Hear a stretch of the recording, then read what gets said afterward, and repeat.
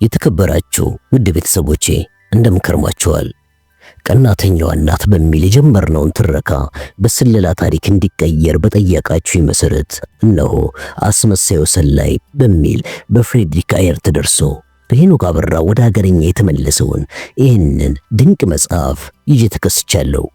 አብዛኞቻችሁ ሐሳባችሁን በኢንስታግራም እና በፌስቡክ ኢንቦክስ ማድረጋችሁ መልካም ሆኖ ሳለ ሁሉም ሐሳቡን እንዲጋራው በትረካው ኮሜንት ቦታ ላይ ብታስቀምጡልኝ ተመራጭ ይሆናል። በተረፈ የጀመርነውንም ቀናተኛዋ እናት የሚለውን ትረካ የምንጨርስ መሆኑን ከወዲሁ እየገለጽኩላችሁ ወደ ዝግጅት ያልፋለሁ።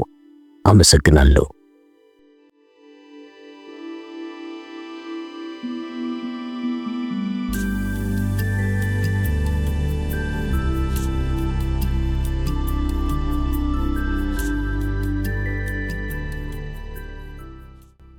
ሞስኮ የሐዘን ድባብ ወሯታል። ከአፓርቴ ስለላ ተቋምም እንዲሁ ፈንጠዝያ ከጠፋ ሰንበትበት ብሏል። ዋና ጸሐፊ ዲሜትሮቭ ራሱም ቢሆን ደስታ ርቆታል። ያሳለፈው በስቃይ የተሞላ አሰልቺ ቀን ነው። ከቀዝቃዛው ግዙፉ ምድር ቤት ተቀምጦ ህመሙን ያዳምጣል። አዳዲስ መጫሚያዎቹ ጠበውት እያሰቃዩት ነው። ቢያውልቃቸው የሲሚንቶ ቅዝቃዜ ደግሞ ከአጥንቱ እንደሚዘልቅ ያውቃል። ከፊት ለፊቱ ጠረጴዛው ላይ አጋምሶ የተወውን የሻይ ብርጭቆ ለማንሳት እጁን ዘረጋ። እሱም ቢሆን ቀዝቅዟል። ከላዩ ላይ የተንሳፈፈው የላቆጠ ስኳር ላይን ከማስጠላቱም በላይ ጣትን ያጣብቃል። ዲሜትሮቭ ሳያስበው ጣቶቹን ላስ አድርጎ ሱሪው ላይ ጠረገውና ሲጋራ ለኩሶ ወደ ኋላ ተለጥጦ ተቀመጠ። አይኖቹ ኮርኒሱ ላይ ቢያፈጡም ምንም ነገር አይመለከቱም። ይህንን ክፍል ሁሌም ቢሆን ይጠላዋል፣ ግን ስራው አኳትኖ የግድ እዚሁ እንዲመጣ ያስገድደዋል። ወደፊትም እዚሁ መምጣቱን እንደሚቀጥል ይሰማዋል። ሊለወጥ የማይችል ነገር ነው። ክፍሉ ሞስኮ ውስጥ ጎርኪ ጎዳና ላይ ከአንድ ባለ 3 ፎቅ የድንጋይ ህንጻ ስር ይገኛል። ከጠንካራ ብረት በተሰሩ የማህደር ማስቀመጫዎች፣ በብረት ጠረጴዛዎችና በዝምታ ተሸብበው ስራቸው የሚያቀላጥፉ ወንድ ሰራተኞች የተሞላ ክፍል ነው። በአንደኛው ግድግዳ ጥግ የፎቶኮፒ ማሽኖች፣ ፎቶግራፍ ማሳደጊያዎች፣ የማነጻጸር የአጉሊ መነጽሮች፣ የቴፕ ማጫወቻና በተበሉ ካርዶች ተፈላጊውን መረጃ የሚሰበስቡ 2 ግዙፍ ማሽኖች በአግዳሚ ወንበር ላይ ተደርድረዋል። ከመሬት በታች በዚህን ያህል ርቀት ላይ የሚደርሰው በአየር መምጠጫ መሳሪያዎች እየተሽከረከረ በተደጋጋሚ እየገባ የሚወጣ የታፈነ አየር ብቻ ነው። ክፍሉ ምንጊዜም ቢሆን ከባድ ጥበቃ ይደረግለታል። ከዚህም ሌላ ከላይኞቹ ክፍሎች ያሉት ሰዎች እዚህ ክፍል ውስጥ የሚደረጉ ማናቸውንም ንግግሮች በድብቅ በተገጠሙ ማይኮች ማዳመጥ እንደሚችሉም ያውቃል። በዚህ የተነሳም የዚህ ክፍል ሰራተኞች በጸጥታ ስራቸውን ማከናወን ይመርጣሉ። ይሄ የሶቪየት ምስጢራዊ የስለላ አገልግሎቶች እጅግ ልዩ ቅርንጫፍ የሆነውና የመዛግብትና የማህደር ክፍል ነው። ዲሜትሮቭ ከጥቁሩ የጆርጂያ ሲጋራ ጫፍ ላይ አመዱን አራገፈና ቀደም ብሎ ያጠናውን አንድ ማህደር እንደገና አንስቶ ተመለከተው። በመጀመሪያ ፊቱን ቋጠር ለጥቆም ፈታ አድርጎ የመጀመሪያውን ገጽ ገረፍ አደረገው። እስቲ ሆና እንግዲህ ማህደሩን መልሶ ጠረጴዛው ላይ ወረወረው። የተረገሙ በጣም ተበሳጭቷል። እላይ ቤት ያሉት አያምኑትም። እንደውም ነገረ ስራው በጭራሽ ያስደስታቸውም። ይሄ ግን ምንም ለውጥ አያመጣም። ምክንያቱም ሌላ አማራጭ ስላልነበራቸው የተቻለውን እንዲያደርግ ጠይቀውታል። እሱ ደግሞ እንቆቅልሹን እንዲፈታለት ማሽኑን እየጠበቀው ነው። እናም ማሽኑ በሺህ የሚቆጠሩ ካርዶችን ተፋለት።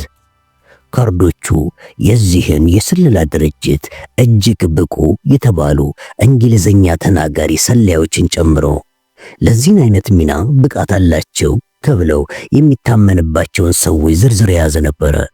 ዲሜትሮቭ ትክክለኛውን ቁልፎች በመንካት በኮድ የተበሱት የተወሰኑት ካርዶች በተሰጣቸው ተፈላጊ ብቃት መሰረት በዝርዝር የሰጡትን የስም ዝርዝሮች ተመለከተ።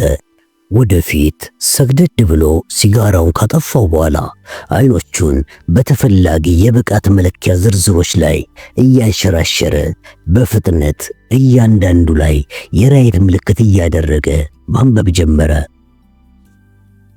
ዕድሜ ከ50 እስከ 54፣ ቁመት 1.85 ሜትር፣ ክብደት 82 ኪሎ ግራም፣ ፀጉር ብርቅርቅ ግራጫና በጥቂቱ ጥቅጥቅ ያለ፣ የአይን ቀለም አረንጓዴ። እዚህ ላይ አንዳችን ከን እንዳገኘ ሁሉ ማንበቡን ገታ አደረገና ከዚያም ቀጠለ። ሰልካካ ገጽታ፣ ለግላጋ ተክለ ሰውነት፣ የቆዳ ቀለም ወደ ሐምራዊ ያደላ ነጭ፣ ፈረንሳይኛና የጠራ እንግሊዝኛ መናገር የሚችል ወይም ደግሞ የእንግሊዝኛው አሰባበር የኦክስፎርድ ወይም የቦስተን ቢሆን ይመረጣል። እሺ፣ ቢቻል በአካል ብቃት የዳበረና የሚስብ ሰውነት ያለው እንዲሁም በታሪክና በፖለቲካ ውስጥ የጎላ እውቀት ያለው ሰው፣ ያላገባ፣ ወላጆቹ የሞቱበትና በሕይወት የሚገኙ ወንድምና እህቶች የሌሉት በጣም ተመራጭ ይሆናል። እነዚህ ሰዎች የሚፈልጉትን አንድ በአንድ በዝርዝር ገልጸው ማስቀመጣቸው ጥርጥር የለውም። ራስ ቅሉ ላይ እኩል መጠን ወይም ርዝመት ያላቸው የፀጉር ዘለላዎችና ተመሳሳይ የጥርሶች አቀማመጥ እንዲኖረው ይጠብቅ ይሆን እንዴ ሲል አሰበ።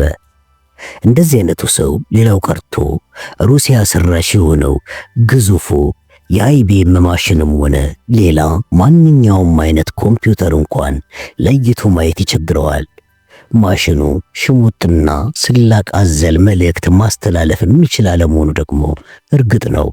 ያም ሆነ ይህ ማሽኑ ሲሾርና የቃጭል ድምፅ ሲያሰማ ከቆየ በኋላ ተጨማሪ 12 ካርዶችን ተፋ። እያንዳንዱ ካርድ የግለሰቦቹ ዋና የማህደር ቁጥር ሰፍሮበታል። ማህደሮቹ ለዚህ ወሳኝ ቅድመ ጥናት ከተፈላጊው ግለሰብ ፎቶግራፍ ጋር እንዲወጡ ተደርጓል። ፎቶግራፎቹ ከተፈላጊው ግለሰብ ጋር መመሳሰል አለመመሳሰላቸውን ለማረጋገጥ የሚደረገው ጥናት የዲሜትሮቭ ስራ አልነበረም። ስራው የሚከናወነው በሁለት ሰዎች ማለትም በአንድ የፊት ፎቶግራፍ አንሺና በአንድ የፕላስቲክ ቀዶ ጥገና ሐኪም ነው። ለማነጻጸሪያ እንዲሆናቸውም አለባበሱ ሰሜን አሜሪካዊ የሚያስመስለውን መካከለኛ ዕድሜ ላይ የሚገኝን 15 በ25 ሴንቲሜትር ጥቁርና ነጭ ፎቶግራፍ ይጠቀማሉ። ዲሜትሮቭ ሁለት ሰዎች የሚፈልጉትን በተለይ በራስ ቅል ቅርጽ፣ በአገጭና በመንገጭላ አጥንቶች አቀማመጥና በአይኖች መካከል ካለው ርቀት አንጻር ከዚህ ፎቶግራፍ ላይ ከሚገኘው ግለሰብ ጋር በጣም የሚመሳሰል ሰው እንደሆነ በደፈናው ያውቃል። እነዚህ የግድ አስፈላጊ የሆኑ ነገሮች ናቸው፣ ሊቀየሩ አይችሉም። እርግጥ ዘመናዊው ቀዶ ጥገና የጆሮዎችን፣ የአፍንጫን፣ የከንፈሮችንና የአይን ሽፋኖችን ቅርጽ ሳይቀር መቀየር እንደማይሳነው ያውቃል። አንዳንድ ጓደኞቹ በጦርነት ከደረሰባቸው አሰቃቂ ጉዳት የተነሳ ፊታቸው እንዳልነበረ ከሆነ በኋላ እንደገና ተጠግኖ ተመልክቷል። ከመካከላቸው የሁለቱ ገጽታ ጨፍጋጋና ሕይወት አልባ ሆኖ ሲቀር የሌሎች የሁለቱ ደግሞ የጥንቱን ገጽታዎቻቸውን የቀድሞ ትዝታ በጥቂቱ ሲያንጸባርቅ አስተውሏል። ጠረጴዛው ላይ ያሉትን ካርዶች አንስቶ ጠርዞቻቸውን በአውራ ጣቱ መተምተም ጀመረ። እኛ ኃላፊነቱ የተጣለባቸው ሁለት ድንቅ በሙያቸው የተካኑ ሰዎች ዲሜትሮቭ ከሰጣቸው 12 ካርዶች መካከል ሶስቱን መርጠው ይዘው ከክፍሉ ወጥተው ሄዱ። የላይኛው ካርድ እንደዚህ ይነበባል።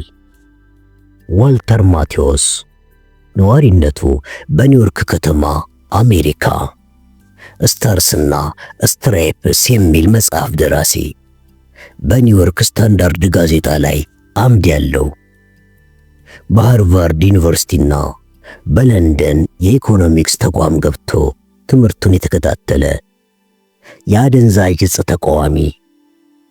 በመጨረሻም በአንድ ለመሆን የሞከረ አሁን ሊድን የማይችል የአእምሮ ቀውስ ላይ የሚገኝ ይላል። ሁለተኛው ካርድ ከዚህ ጠበቅ ያለ ማንነትን ይገልጻል። ጆይስ በርሃም ዊልሰን የብሪታንያ የኒውክሌር ሳይንስ ባለሙያ ሞስኮ ውስጥ በ1962 በጥይት ተገደለ። በጥይት ተገደለ ሲል አሰበ ዲሜትሮቭ። ቅስፈታዊ ፋታ የለሽ ሞት ሲል ማከለ። እነዚህ የተሰረዙ ካርዶች እንደገና ለምን ሊመረጡ እንደቻሉ የራሱን ግምት ወስዷል። የኤምጂቢ አባላት አንድ ሰው መሞቱን ካወቁ በስሙ ብዙ ጠቃሚ ነገሮችን መስራት ይችላሉ። የእነዚህ ሰዎች እንደ ፓስፖርትና የመታወቂያ ወረቀቶች የመሳሰሉት የማንነት መገለጫዎች እጅግ ጠቃሚ ሊሆኑ ይችላሉ። ታላቅ ዋጋም ይሰጣቸዋል። ሶስተኛውን ካርድ ዳጎስ ካለ ማህደር ጋር በሽቦ ሰፍቶ አስቀምጦታል። አንስቶ ጠቅላላ ማንነቱን ባጭሩ የሚዘረዝረውን ገጽ ገለጠው። ካርል ፍሬድሪክ ቮን ቴስላው የዋፈን ልዩ ኃይል የቀድሞ ኮሎኔል የነበረ፣ ከዚያ በፊት የ23ኛው ቀላል መሳሪያ ሬጅመንት አባል፣ በአንድ ግድያ በሚፈጸም ተንቀሳቃሽ ነፍሰ በላ ኮማንዶ ክፍል ውስጥ በግዳጅ ላይ ሳለ የመቁሰል አደጋ የደረሰበት፣ ዘር ማጥፋትን ጨምሮ በፈጸማቸው ልዩ ልዩ አረመኔያዊ የግድያ ወንጀሎች በፖሊስ የሚፈለግ፣ የመንግስት ሀብትን ዘርፎ ማምለጡንና አሁን ደግሞ አርጀንቲና እንደሚኖር የሚታመን ይላል ጽሑፉ። ሌላውን ጽሑፍ ለማንበብ አልፈለገም። የሚፈልጉት ይህን አይነቱን አውሬ ከሆነ ይህን ሰው ከእጃቸው ቢያስገቡት እንደሚጠቅማቸው ዲሜትሮቭ አምኗል። ደግሞም ሌላ ምርጫ የላቸውም። በምርጫው ሊካተት የሚችለው የቀራቸው እሱ ብቻ ነው። ዲሜትሮቭ በሕይወት ዘመኑ ይህንን ግለሰብ የሚመስሉ በጣም ብዙ ጀርመናውያንን ያውቃል። እድል ቢሰጠው ቮን ቴስላውን ከሌላው ይልቅ ለጥይት ኢላማነት ቢጠቀምበት ይመርጣል።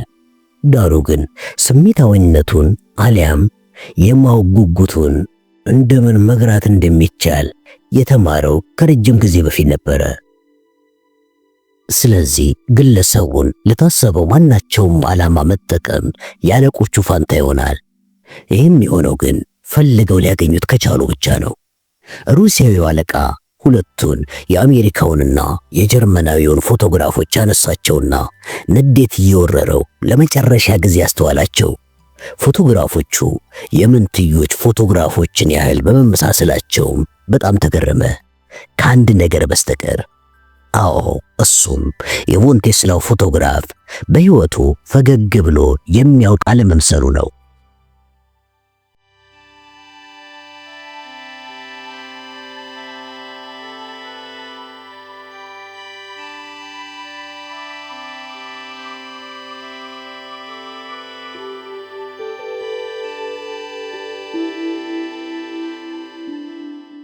አንዳንዶች በአሜሪካ ናሽናል ሳምንታዊ መጽሔት አቀራረብ በጣም ይመሰጣሉ። የባክቤ ቦስተን ተወላጇና የዋሽንግተን ጆርጅ ታውን ነዋሪዋ ማርጆሪ ጃክሰን ስትሮግን መጽሔቱ ስለ ባለቤቷ ያሰፈረው አጭር መጣጥፍ አላስደሰታትም። ማርጆሪ በከተማዋ ውድ መኖሪያ ቤቶች ከሚገኙበት በኤን ጎዳና ሰሜን ምዕራብ በሚገኘው ማራኪ በጡብ የታነጸ መኖሪያ ሕንጻዋ ቤተ መጻሕፍት ውስጥ ተቀምጣለች። ክፍሉ አስደሳች ድባብን ከመጎናጸፉ ሌላ ዓይንን የሚማርኩ ቁሳቁሶችን ይዟል። ክፍሉ መሃል ላይ ግሩም የምግብ ጠረጴዛ ተቀምጧል። የጎዳናውን ጎን በያዘው ግድግዳው በኩል ደግሞ በመስኮቶቹ መሃል ምርጥ 4 ማዕዘን ካሬ ጠረጴዛ ይታያል። ሁለቱም ጠረጴዛዎች ከለሰለሰ የዋርካ እንጨት የተሰሩ ናቸው። የክል ጠረጴዛው ወንበር ቀጥ ያለ መደገፊያ ሲኖረው፣ ሌሎቹ ግን በነሐስ የምስማር ራሶች ባጌጠ ለስላሳ ቆዳ የተለበጡ ናቸው። ሶፋውም በተመሳሳይ መልክ የተሰራ ነው። ሁለት ግድግዳዎች ለመጽሐፍ መደርደሪያዎቹ ብቻ ተተተዋል። ይህ መጽሐፍት ቤት በሌሎቹ ብዙ መጽሐፍት ቤቶች ጋር እንደሚታየው አይነት አይደለም።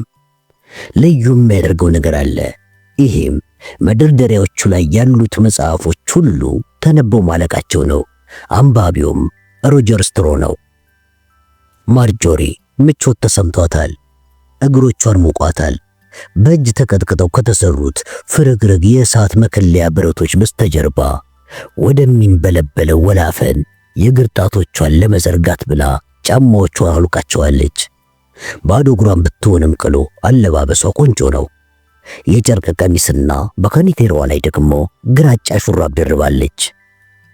በሱፍ ሹራቧ ላይ በቀን የምታጠልቀው የሉል ሐብል አንገቷ ላይ ያብረቀርቃል።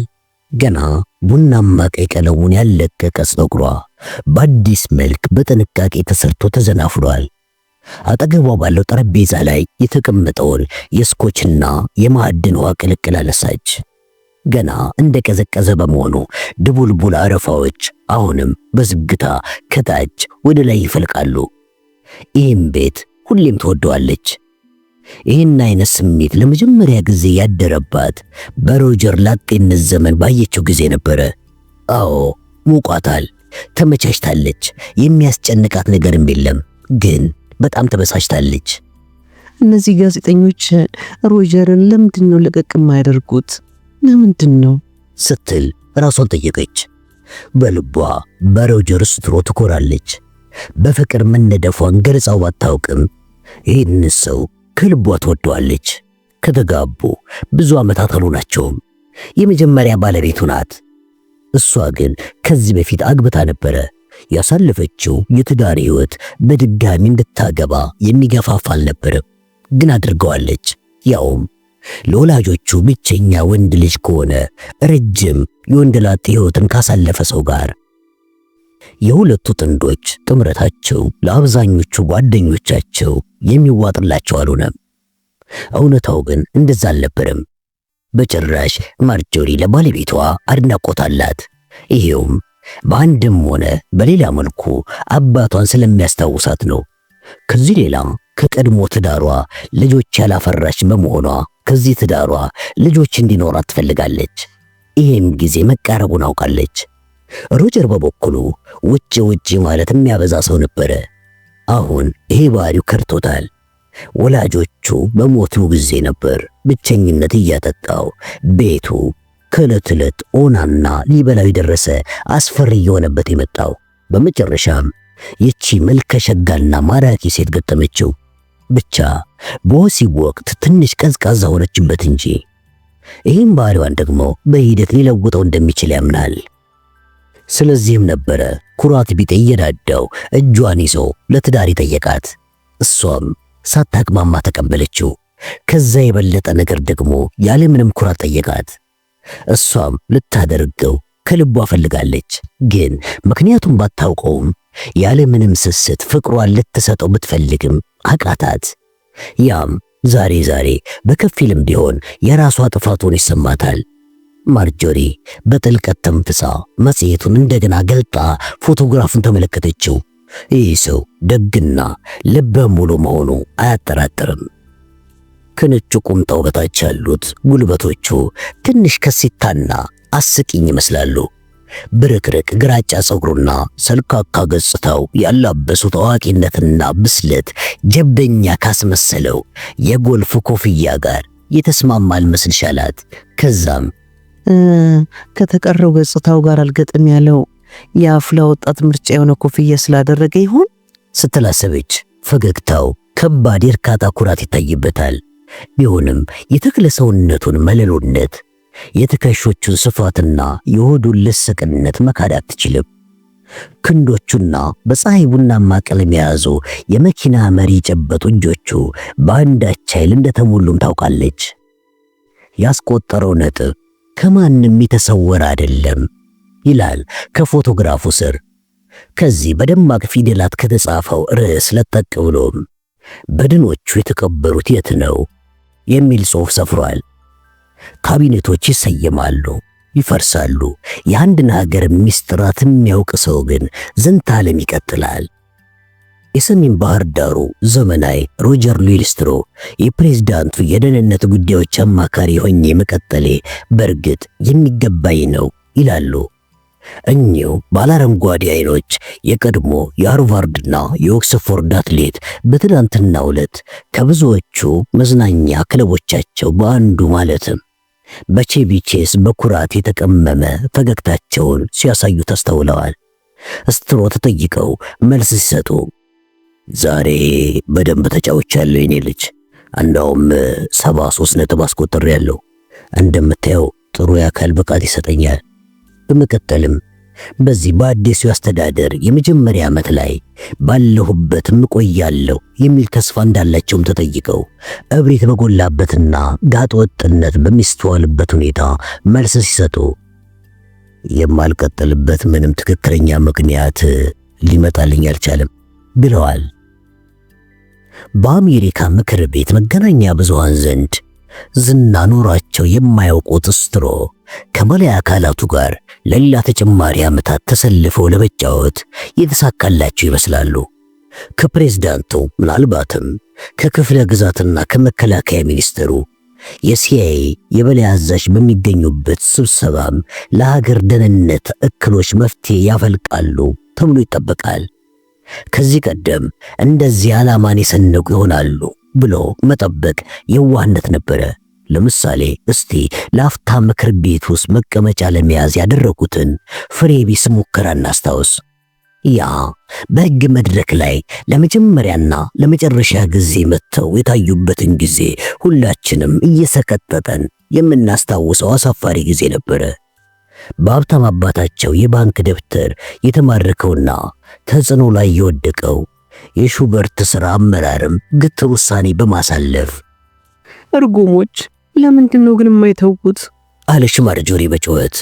ከንዴቷ ብዛት መጽሔቱን ከሚንቀለቀለው እሳት ውስጥ ጨመረችው። ሽፋኑ ወደ ኋላ ተቆልመሞ እየተነፋፋ ወደ ነበልባልነት ተቀየረ። መቼም ቢያንስ በዚህ የቂል የጥንታዊ ሜክሲካውያን ስልጣኔ ፍርስራሽ በሚጎበኝበት ወር ሰላም አይነሱትም። ቢያንስ ለወር ያህል አይተናኮሱትም። እጆቿን አሁንም ድረስ ኩራ ብሎ በሚታየው ዳሌዋ ላይ ወደ ታች አንሸራተተቻቸው። ለተጠራጠርኩበት ቅጣት እንዲሆነኝ ደግሞ ወደ ቤት ተመልሶ ሲመጣ የተነሳቸውን ፎቶግራፎች በሙሉ ማየት ይኖርብኛል አለች ለራሷ። ከእሳት ማንደጃው በላይ የተቀመጠውን ሰዓት ተመለከተች። ግዙፍ የነሐስ ሰዓት ሲሆን ከረጅም ጊዜ በፊት ሮጀር ባደረገው የውቅያኖስ ውድድር ላይ በሽልማት ያገኘው የሚወደው ሰዓት ነው።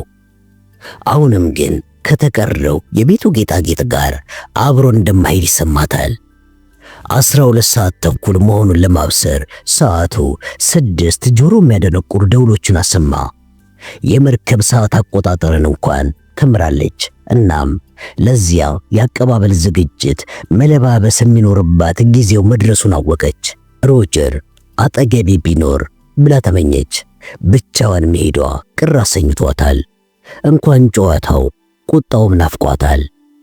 መቼም የግድ መሄድ ካለባት እነዚያ ሁሉ አጎብዳጅና አርጋጆች አይኖቻቸውን በእርሷ ላይ መጣላቸው ስለማይቀር በጥሩ ሁኔታ ለባብሳ ራሷን አሳምራ መሄድ ይኖርባታል።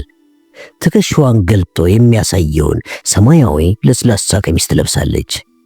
የማታ የሉል ፈርጦቿን ብቻ እንጂ አልማዞቿን አታደርግም፣ ከአዲሱ ቀበቶዋና ካላስፈላጊ የደረት ጌጥ በስተቀር። አዎ ከምርጥ ቀሚሶቿ መሃልም ደግሞ ዋናው ነው።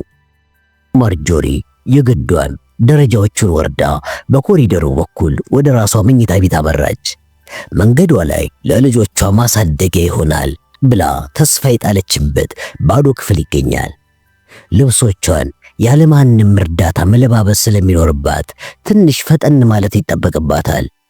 ለረጅም ጊዜ የግል ሰራተኛዋና ሚስጥረኛዋ ሆና የቆየችው ኤላ ዛሬ እረፍት ወጥታለች። የኤላን ወደር የለሽ እገዛ ዛሬ አታገኘው። ከሉል ፈርጦቿ የተሰሩት ጌጦቿና አልማዞቿ በሙሉ ግን ከቦታቸው ላይ የሉም። የወርቅ አምባሮቿ፣ የተወሰኑ ውብ ጌጦቿ፣ የተመረጡ ቀለበቶችና ልብስ ማስያዣዎቿ፣ በለስላሳ ጨርቅ የተሸፈነውን የጌጦች ማስቀመጫ አሁንም እንዳጣበቡት ናቸው። ነገር ግን ሁሉም ተመሳስለው የተቀመጡ ወይም አርቲፊሻሎች እንጂ እውነተኞቹ ጌጦች አለመሆናቸውን ተረዳች። ከእውነተኞቹ ውድ ዋጋ ካላቸው ጌጦቿ መካከል የቀረ አንድም እንኳን የለም። በመጀመሪያ ረጋ ብላ፣ ቀጥሎም መርበትበት እየቃጣት ቤቱን አሰሰችው። ምንም አላገኘችም። መጥፋታቸውን ለሚመለከተው ክፍል ማሳወቅ እንደሚኖርባት ደግሞ ግልጽ ነው። በእርግጥ ሁሉም ኢንሹራንስ ያላቸው እና ዋስትናም የተገባላቸው ናቸው። እሷ የፈለገችው ግን የገንዘብ ካሳን ሳይሆን ጌጦቿን ነው። ስለዚህ አሁን ሆኖ ለፖሊስ ማሳወቅ ይኖርባታል። ሕዝብ ጆሮ መድረሱ እርግጥ ሮጀርን ያስቆጣዋል፣ ግን ምንም ማድረግ አትችልም። እንዲያውም ሮጀር በዚህ ሰዓት ወደ አንድ አስቀያሚ ጫካ ለመድረስ ሲጓትን በብዙ ሺህ ማይሎች ርቀት ላይ ስለሚገኝ የመስማት እድሉ የለው። ያልሰማው ነገር ደግሞ አያናድደውም፣ አይጎዳውምም። አሁን የሮጀር ነገር አያስጨንቃትም። የጊዜው መንጎድ ግን አስጨንቋታል። ስለዚህም ለፖሊስ መደወሏን ለነገ ማለዳ ልታደርገው ወሰነች። ካለበለዚያ በጣም ዘግይታ መድረሷ አይቀር ይሆናል። ይሄ ደግሞ መሆን አይኖርበትም። ወደ መስኮቷ መርታ ቆልቆል ወደ ጎዳናው ተመለከተች። ግሩም ነው። መኪናው ቆሞ እየጠበቃት ነው። ታማኙ ጄምስ ቻፕማንም እንደሚጠብቃት ገመተች። ዛሬ ዋሽንግተን ውስጥ ሊገኝ ከሚችል የልብ ከሚያደርግ እገዛ ይልቅ ጃማይካውያን እጅግ በጣም እምነት ሊጣልባቸው የሚችሉ ናቸው።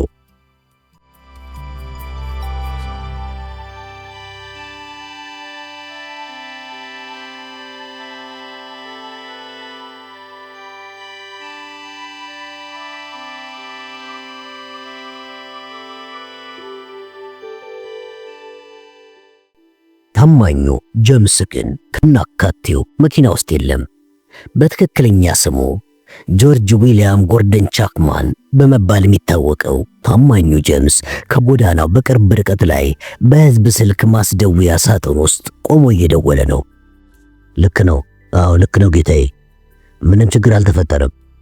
አይ ፖሊስ አልጠራችም። እስካሁን አልደወለችም። አዎ አስቀምጣቸዋለሁ ያልኩበት ቦታ ላይ ናቸው። አዎ ልክ ኖት። አዎ ጌታዬ። አሁን መሄድ ይኖርብኛል፣ አለበለዚያ ከግብዣው ዘግይታ ትደርሳለች። አዎ ጌታዬ፣ የሚሉት ነገር እንደሚፈጠር እርግጠኛ ነኝ፣ በጣም እርግጠኛ ነኝ። በ1865 አደገኛ አማሲ የጥቁሮች መሪ ስም የሚጠራው ጆርጅ ዊሊያም ጎርደን ቻፕማን እርግጠኛ መሆንን የቀሰመው በወሰደው ወታደራዊ ስልጠና ነው። የትውልድ አገሩ ጃማይካ ብጥብጥ፣ አንጻራዊ እርጋታ፣ የጭካኔ አገዛዝና አብዮት ተለይቷት የማያውቅ ምድር ናት። በጃማይካ የሚኖሩ ነጮች የሚያሳዩት የዘር ጥላቻ በውስጣዊ ጋጠ ወጥነትና በውጫዊ የአክብሮት ጭንብል የተሸፈነ ነው። በእነዚህና በሌሎች ብዙ ምክንያቶች የተነሳ ለረጅም ጊዜ ያህል በካሪቢያን ደሴቶች ውስጥ የኮሚኒስት ጥንካሬ አንሰራርቶ ቆይቷል። ጄምስ መልኩ ወደ ንጣት ቢያደላም ነጭ ግን አይደለም። ይህ ታዲያ በብዙ መልኩ ሕይወቱ ላይ ተጽዕኖ ፈጥሮበታል። ይኸው ሀቅ በልጅነት ጊዜው ከትውልድ አገሩ ገዢዎችና ፈላጭ ቆራጮች ከነበሩት እንግሊዞች መገለልን አድርሶበታል። ይህም ቢሆን የተማረ ቀለም ቀመስ ከመሆን አላገደውም። የተማረው ግን በአብዛኛው በራሱ ጥረት ነው። ይሄ ምሁርነቱ ግን ማህበረሰባዊ ተቀባይነትን አላስገኘለትም። በነፃዋ አሜሪካ ዋና ከተማ በሚገኝ አነስተኛ ፋብሪካ ውስጥ እንኳን የመቀጠር ዕድልን አልፈጠረለትም።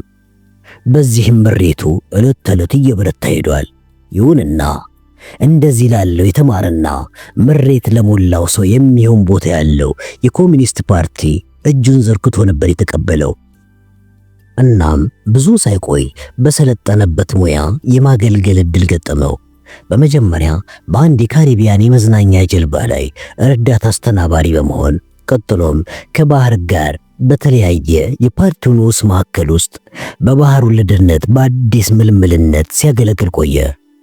ከዛም በዚህ ባህር ላይ ተልኮ በመልእክት አስተላላፊነት ካገለገለ በኋላ በዝነኛ ግን ውድ በሆነው የዋሽንግተን ምግብ ቤት ውስጥ በአስተናጋጅነት ተቀጥሮ ስራውን ሲወጣ ቆየ። በመቀጠልም ጥሩ ጉርሻ እያገኘ በካፒታል ሂል ታክሲ ነጂነት ለተወሰነ ጊዜ ሲሰራ ቆይቶ በመጨረሻ ላይ ስራ መፈለግ ጀመረ። ፈልጎ ያገኛቸው ስራዎች ሁሉ ተመሳሳይ ነበሩ። ሁሉም ለዋሽንግተን የቅንጦት ህይወት ማህበረሰብ በልብስ አጣቢነትና ተኳሽነት፣ በሾፌርነትና በመጠጥ ቀጂነት የተቀጠረባቸው ናቸው። ንቁ ሰዎች ካልሆኑ በስተቀር የቤት ሰራተኞችን፣ አስተናጋጆችን፣ ታክሲ ሾፌሮችን ወይንም የሆቴል ጽዳት ሰራተኞችን ማንነት የሚያጣሩ አስተውለው የሚመለከቱና የሚከታተሉ በጣም ጥቂቶች ናቸው። ካለው ስራ ፈላጊ አንጻር አንድ ሰው ስራ ፍለጋ ሁለት ቢገጥማቸው እንኳን ሊለዩት አይችሉም። ጠበቅ ያለ ማጣራት የሚያካሂዱት ለፀጉር አስተካካይነትና ለቡና ቤት አስተናጋጅነት የሚቀጥሯቸውን ሰዎች ብቻ ነው። ስለዚህ ከነዚህ ሁለት ሙያዎች ውጪ የሙያ ባለቤት ለሆኑ ይሄ ህግ የሚጠቅም ይመስላል።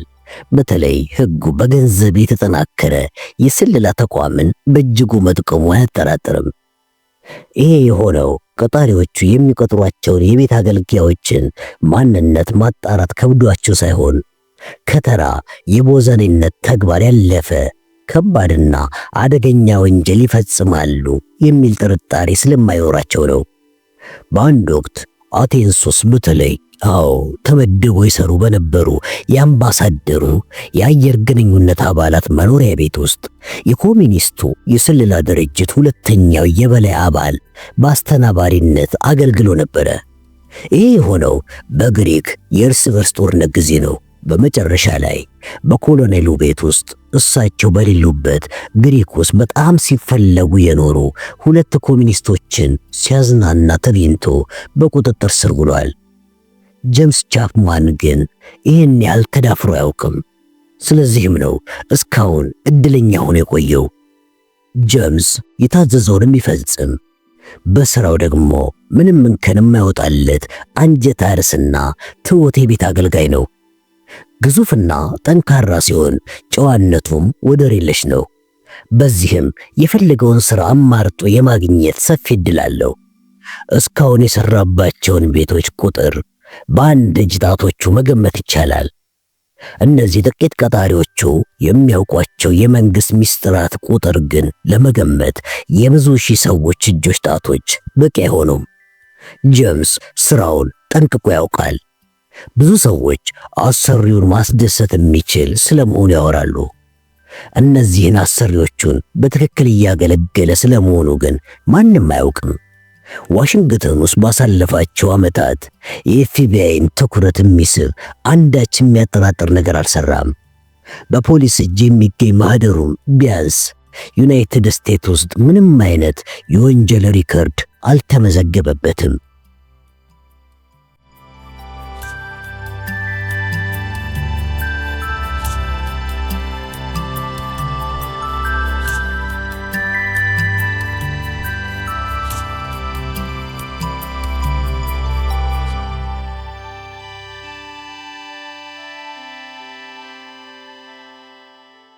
ኤላ ዋሽንግተን ከጀምሮ እድል ፊቷን ያዞረችባት ሴት ናት።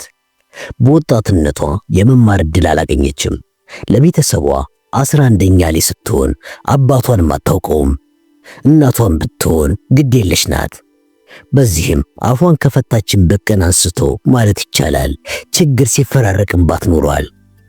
በልጅነቷ በረሃብ የሚገረፉትን የተናናሾቿን ለቅሶ ለማስቆም ስትል ሌብነትን ተምራለች። በኋላ ላይም ራሷን ተገዳ ከመደፈር ለማዳን ስትል ሊደፍራት የሞከረውን የ21 ዓመቱን ወጣት ጎረቤቷን በስለት ወቅታ ሆድቃው ዘግዝካለታለች። ከሁለት ዓመታት ባነሰ ጊዜ ውስጥ አገባሻለሁ ያላትን ወንድ ቶሎ በማመኗ የተነሳ የከተማይቱ ሸክም ሆነች። ይሄ ሁሉ የተከሰተው 16 ዓመት ሳይሞላት በፊት ነበረ። ቢሆንም ግን አንድ ነገር ተሳክቶላታል። እንደምንም ብላ ልጇን ከራሷ ጋር አሮራ በአግባቡ ማሳደግን። በወቅቱ ማርጆሪ ዌስተን ተብላ የምትጠራው የነበረችው ማርጆሪ ስትሮ የተሻላትን ድጋፍ አድርጋላታለች። ከዚያን ጊዜ ጀምሮ ማርጆሪን በሙሉ ታማኝነት ከማገልገል በስተቀር ምንም አይነት ወንጀል ፈጽማ አታውቅም። እንከን አለባት ከተባለ ትምህርት ለመማር አቅሟ ያልፈቀደላት ምስኪን በመሆኗ መጽሐፍ ማንበብና ራሷን በቅጡ መግለጽ አለመቻሏ ብቻ ነው። በየጊዜው ልዩ ልዩ መብቶችን ከሚሰጧት አሳዳሪዎቿ መስረቅ ማለት ለሷ ያላትን አንድያ ቤተሰቦቿን አልጋቸው ላይ ሳሉ ከመግደል አይተናነስም። ሮጀር ስትሮ ይሄ ገባው ነበረ። ማርጆሪ ወይ ገብቷታል አሊያም ደግሞ በጉዳዩ ላይ ብታስብበት ኖሮ ይገባት ነበረ። ማርጆሪ ግን ከአቀባበል ዝግጅቱ የተመለሰችው እጅግ ተበሳጭታና ትክን እንዳለች ነበረ። የፕሬዝዳንቱ ጸሐፊ ሚስት የሆነች ሴት እንዴት እንደዚህ አስቀያሚ ባህሪ ታሳያለች? ሰው አክባሪው ባሏ ሮጀርስ እንኳን ወገጅልኝ እንደሚላት ነው። ያላለሱ አልነበረም። ሁሉም ሰው እንደዛ ያለው። አዎ ማርጆሪ ወደ ቤት የተመለሰችው በንዴት እየተከነች ነው። እንደ እውነቱ ከሆነም ትንሽ ሞቅ ብሏታል። ቢሆንም ዘወትር ወደ አልጋዋ ከመሄዷ በፊት እንደምታደርገው ከአልጋዋ አጠገብ በሚገኘው ጠረጴዛ ላይ ከተቀመጠው ብራማ ፔርሙስ የቀዘቀዘ የብርቱካን ጭማቂ ቀርታ ጨለጠችው። ጄምስ ቻፕማን የቀኑን ዝግጅቱን የፈጸመው ጭማቂው ውስጥ የተመጣጠነ ባዕድ ነገር በመጨመር መሆኑን ግን አላወቀችም። በዚህ የተነሳም ከእንቅልፏ የነቃችው ዘግይታ ነው። አሁንም ንዴቷ አልለቀቃትም። በውል ልታስታውሱ ያልቻለችው አንድ ነገር ደግሞ እጅግ አስጨንቋታል። ይሄ ነው የማይባል ከባድ የዞረ ድምር ናላዋን ያዞረዋል። ይሄኛው የዞረ ድምር የራስ ምታትና ማቅለሽለሽ የሚፈጥረው አይነቱ አይደለም። እውን ያልሆኑ ነገሮች ፍርሃትና ሽብርን የሚለቁበት አይነቱ የዞረ ድምር ነው። ከበስተኋላችን ያለው ጥላ ሳይቀር የሚያንቀን እየመሰለን የሚያስበረግገን አይነት። ይሄ የነጎድጓድ ድምፅ ሊያጽናናን፣ የቡችላ ጩኸት ግን ራሳችንን እየበጠበጠ ሊያሳብደን የሚደርሰው አይነት ማለት ነው። ፖሊስ በደረሰ ጊዜ ማርጆሪ በጭራሽ ጥሩ ሁኔታ ላይ አልነበረችም። መንፈሰ ጠንካራው 50 አለቃ ሁሌ እንኳን ቅድመ ሁኔታዎችን በፍጥነት አጠናቆ ወደ ዋናው የምርመራ ሥራ ለማምራት እንዲጣደፍ አስገድደዋለች።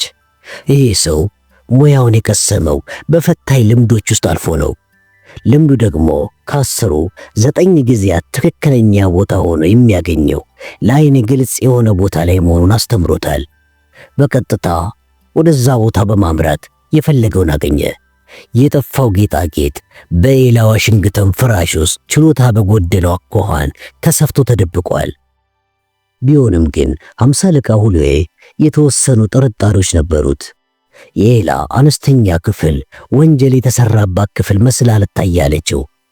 እንከን የለሽ ንጽህናው ማስደንቆታል። የአባልነት ስሜቱ ያቺ አስደሳች የ12 ዓመት ሴት ልጁን እንዲያስታውስ አድርጎታል።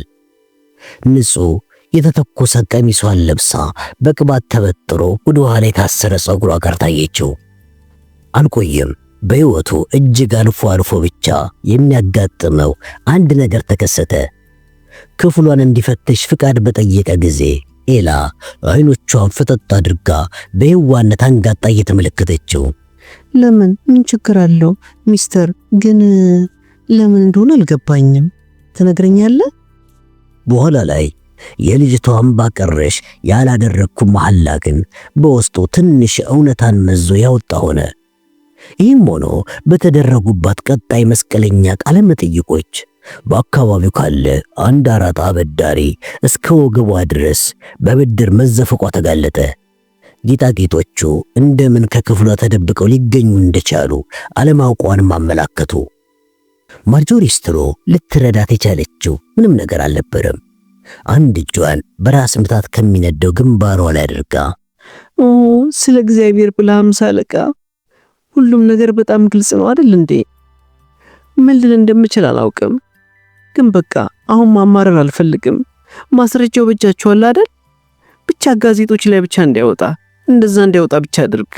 አዎ ሮጀር ማለት ሚስተር ስትሮ ተመልሶ ሲመጣ ለውለታ የሆነ ነገር እንዲያዘጋጅልህ አድርጋለሁ። ለዚህን አይነት ጉዳይ መቋጨት የወረታው ክፍያ አስተዋጽኦ እንደሚኖረው አያጠራጥርም። የሽልማቱ ነገር የሚያሳሳል እርግጥ ነው። አዎ እንደ ሕግ መጽሐፉ ማንም ቢሆን መቀበል አይፈቀድለትም፣ ግን የሚቀበልባቸው ዘዴዎች ይኖሩታል። ስለዚህም ኤላ ዋሽንግተን እስር ቤት ተወሰደች። ታማኝ ሆና ማገልገሏን አምላክ ያውቃል። ሆኖም ያለፈ ታማኝነት ምንም አይፈይድም። በሌላ አዲስ የማይታወቅ ሰራተኛ መተካት ይኖርባታል። በዚህ ወቅት ደግሞ በደንቡ ከሰለጠነው ጀምስ በስተቀር በስትሮ መኖሪያ ቤት ተቀጥሮ እየሰራ የሚገኝ ሌላ ሰው የለም። ወዲያውኑ ግዙፉ ጃማይካዊ ደጋረግ የሚሉ ሙገሳና አዳዲስ ትዕዛዝን ተቀበለ። ትዕዛዞቹም ግልጽ ነበሩ። በማርጆሪ ስትሮ ላይ ጥንቃቄ የተሞላበት ክትትል ማድረግን ቀጥል። የምታደርጋቸውን ሁሉ አስተውለ ተከታተል። በተለይ በቀንና በማታ ከቤቷ የምትወጣባቸውን ጊዜያት፣ በእግሯ የምትሸራሸረው መቼና የት ነው። በመኪና ወደ ቤቷ ስትመጣ ብዙውን ጊዜ መኪናዋን የምታቆመው የት ነው? ውሻዋን ዘወትር አየር እንዲቀበል በማታ ይዛ ትወጣለች እንዴ? እነኚህ ጥያቄዎች አዎ፣ ደግሞ መቼና የት የሚጠይቋት ሰዎች ካሉም ደግሞ እነማን ናቸው? በዚህ ሳምንት ውስጥ ይመጣል ብላ የምትጠብቀው ሰው አለ ወይ? ካለም እሱን ከተለመደው የበለጠ ነው ወይስ ደግሞ ያነሰ መጠጥ የምትወስደው? የተቀረውን እንግዲህ ገልጬ መናገር የለብኝም። ምንም አይነት ስህተት እንዳትሰራ የግድ እንልሃለን። ፍጹም እርግጠኛ ሆን። ጆርጅ ዊሊያም ጎርደን ቻፕማን ልክ እንደተነገረው አደረገ። ማርጆሪ ስትሮ ጆርጅ በማይኖርባቸው ብዙ ጊዜያት ላይ ታደርጋቸው የነበረችውን ነገሯን ሁሉ ማድረግ ቀጠለች። ካርታ ትጫወታለች። ልክ እንደ አብዛኞቹ ልጅ አልባና ብቸኛ ሴቶችም እሷም በእግሯም ሆነ በመኪና ስትሄድ የምትይዘው ትንሽ ውሻ አላት። ልክ እንደ ጥቂቶቹ የባለስልጣናት ሚስቶችም አልፎ አልፎ ከሌላው ጊዜ የበለጠ አብዝታ ትጠጣለች። በኤላ ዋሽንግተን ጉዳይ ላይ ሚዛናዊነትም ሆነ እምነቷን ያጎደለች መስሎ ተሰምቷታል። በጊዜው ምናልባትም ራስ ወዳድና የማታስብ ሆና ይሆናል። ይሄ ደግሞ ራሷን ጨካኝ አድርጋ ቆጠረች። ከዚህ የተሻለ በጥልቀት ማሰብ ነበረባት። አሁን ይሄ ስለታወቃት ውስጧ ሰላም ነስቷታል። በኤላ ላይ እምነት በማጣቷ የተነሳ ከቀድሞ የበለጠ ብቸኛ ሆናለች። ለባሏ ደግ የሆነችና በራሷ ልቦና የምታፈቅረው ሴት ናት። በማህበራዊም ሆነ በግል ሕይወቷ ፈርጥ የምትባል ናት።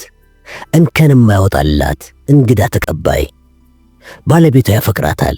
እሷም ለፍቅሩ ምላሽ ሰጠዋለች። ዳሩ ግን ፍቅሯን ገልጻ ልታሳየው አልቻለችም። እንደምታፈቅረው እምነቱን በእምነት ላይ ብቻ መጣል ብቸኛ አማራጭ አድርጎ አብሯት እንደሚኖርም ታውቃለች። እንደ እውነቱ ከሆነ የዩናይትድ ስቴትስ ምክር ቤት ማህበረሰብ ውስጥ ካሉ ከአብዛኞቹ የባለስልጣናት ሚስቶች ብትሻል እንጂ አታንስም።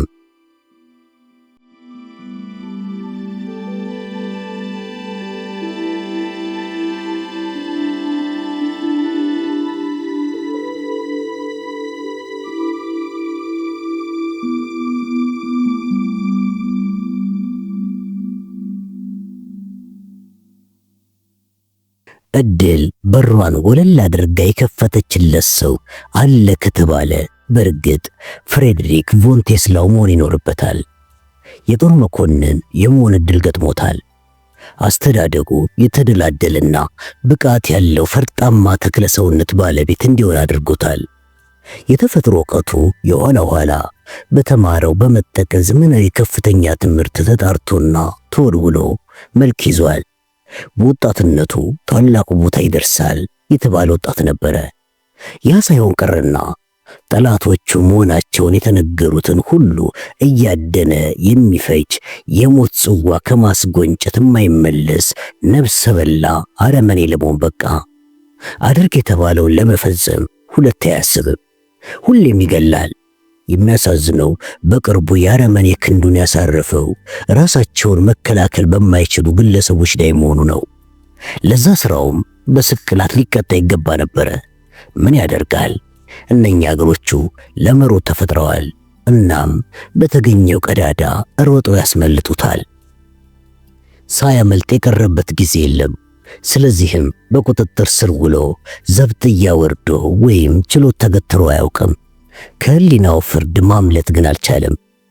የሰራውን ግፍ ሊረሳ አይቻለውም። ሌላው ቀርቶ ያ መልከ መልካም አባቱን ኮሎኔል ኦቶ ፍሬድሪክ ቮን ቴስላውን ቢፈልግ እንኳን ሊረሳው አይችልም። ያኔ ልጅ የነበረው ካርል ሲጎሰም ይሰማው የነበረው የጦርነት መለከት ድምፅ አሁንም ከእዝነ ህሊና ያስተጋባል። በወቅቱ የጦር ነጋሪ ሲጎሰም የጦር ሰልፈኛው ማርሽ ሲደልቅ ድምፁ ከትንሿ ደረት ውስጥ የሚያስተጋባ ይመስለው እንደነበረ ያስታውሳል።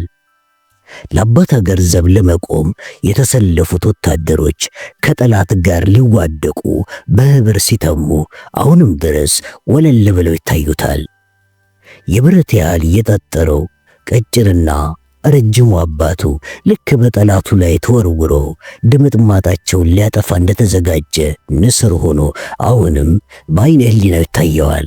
አባቱ የደንብ ልብሱ አብሮት የተሰፋ ይመስል ለብሶ የብረት ቆቡን ደፍተው ዛሬም ይመጣበታል።